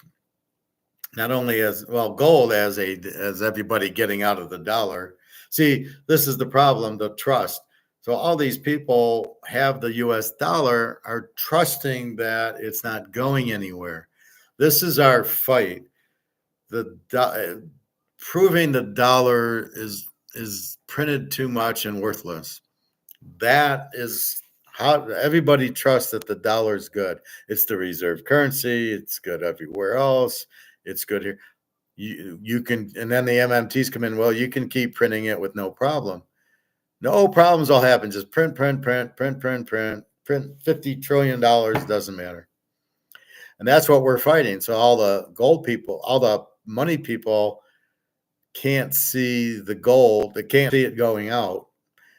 And so we're sitting there on buy gold, get out of the dollar. And all the dollar people now, it's starting to come a little clearer, are sitting there listening to MMT. No, there's no problem if you print a lot. And all these countries are going, well, we have dollars. We don't need to buy gold. But then you get Zimbabwe with a gold-backed currency. And why didn't they just go to the US dollar? And then you have BRICS going to a gold-backed currency. And then you have all the central banks buying gold. So now you're like, they're all getting out of the dollar to buy gold. So wait a minute. So if we see what's really happening from the people that know the banks, they don't trust the dollar, they're getting into gold. If we just listen to the MMT people who say, wow, now you can print as much as you want, it won't matter, which is why I showed you the Zimbabwe video, which says, well, we printed it to death 3 times and everybody lost their life savings and everything else. We're all screwed here in Zimbabwe because they printed too many, because they couldn't just print with no consequence. So that's why you need examples like a Zimbabwe, like a BRICS, like the central banks buying gold, but it's not in the news. The news isn't really covering central banks buying gold or BRICS going to gold, or here's Zimbabwe going to gold. So you never really see it. So the normal guy has his head in the sand, buried up to his, he's buried up over his head. He has no clue that the dollar's going out. That's why we need the trust. The trust comes in to BRICS going to a gold-backed currency and Russia, China buying gold and the central banks buying gold. Now, do you still trust the dollar? And if you do, why don't they trust the dollar? Why do the central banks buy gold if they trusted the dollar? Or they just don't want to deal with it. But we know gold you can't print, the dollar you can. So when you look at the whole picture, how do you trust the dollar? It's easy to buy gold. And as I say, at worst case, nothing happens, even though it's up to 23.32. Nothing, just you can take the gold back to the coin store and get your dollars back. There's no risk in this thing. Only now that gold's at 2,300 and we bought it at 1,700, 1,800, some at 250, we're fine. We're like, okay, if we have to, we sell it. But wait, it keeps going up. They keep printing, and we know the theory. If you keep printing it, the more you print, the less it's worth. And I can show you Egon and Mark McGuire and Alligator all saying the same thing, knowing that you can't do that. Even if it's a reserve currency, doesn't matter. And the competition of BRICS will blow out the U.S. dollar. Here, Africa's got the balls to do a gold-backed currency. Gaddafi tried to, he got killed. Saddam Hussein tried to, he got killed. But yet the guy in Zimbabwe is still alive. And you're not going to kill nor Xi when they come out with the BRICS gold-backed currency. So this will be very interesting. And hopefully we can get it. So we can get out of this. Or if you want to sell some of your gold, you get the gold-backed currency. I'm tempted to go to Zimbabwe now just to get, if you're valuing $1 equals 13 Zimbabwe's, I'm ready to take $1,000 and get all these Zimbabwe gold-backed currencies. It's a joke. We know that the gold-backed currency is worth a lot more than the dollar. Why should be the other way around? One Zimbabwe should be $13, not the other way around. And if the ruble does that, when they go gold back on the BRICS currency, if the dollar's still stronger, we will have to take a trip to Russia or wherever we can get BRICS and buy and just, take 50 grand and buy the BRICS gold back currency. And, you can keep the useless dollars that aren't backed by gold. I assume eventually the U.S. has to go to a gold back currency.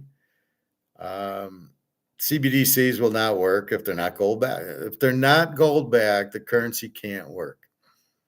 That's it. I mean, that's the bottom line. You got to have gold. You got to have something backing it. You could have silver backing it, but it's the gold standard, so you're going to have gold backing. But that's it.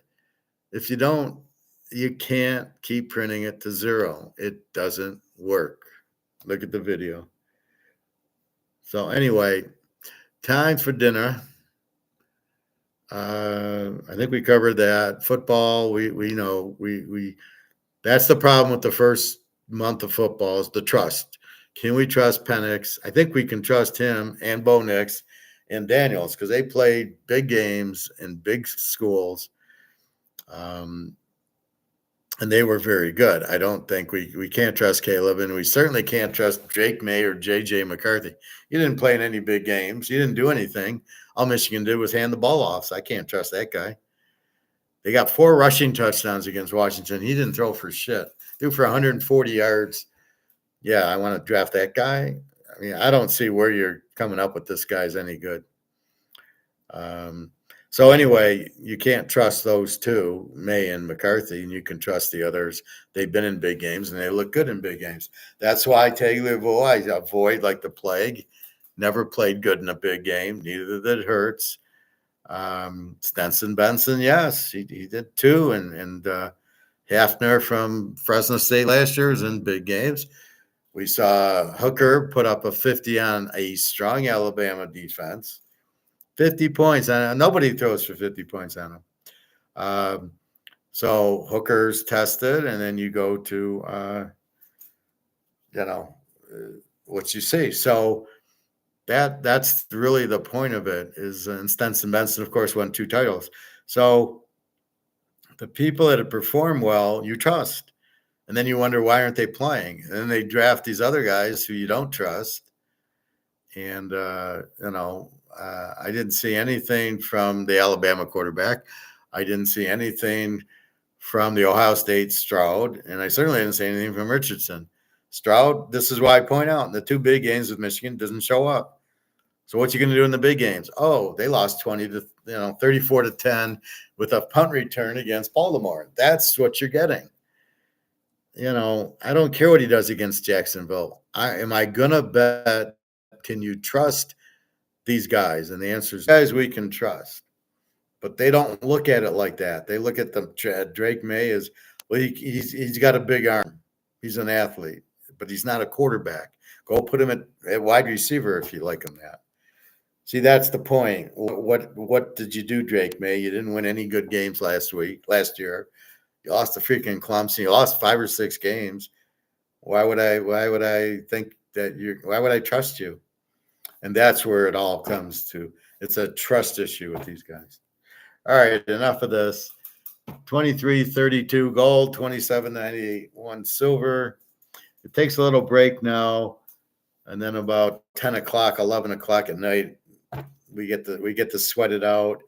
You've got this 6 o'clock. See, as you can see here, at midnight, you're fine till about 6, and then you really got pressure at 10. So we need now. It doesn't always drop. Like I said, I was excited for the few times the 10 o'clock went up, not down. Then you got a big day when the 10 o'clock goes up. So we have to see, but I think they most of the idiots are out of there again. They don't know what they're doing. Why would you short gold now? Anyway, I think that's it. www.teaserking.com. The site is back up. I got a nice email this morning that it's back. I went in, it's up. I'm so excited. So if you want to do some research, you can see my homepage. And there's really nothing. I might start doing baseball again, but it'll be in a couple of weeks maybe. And I'll do it a little differently. Normally, I've been kind of just looking at some trends and posting, but I'm going to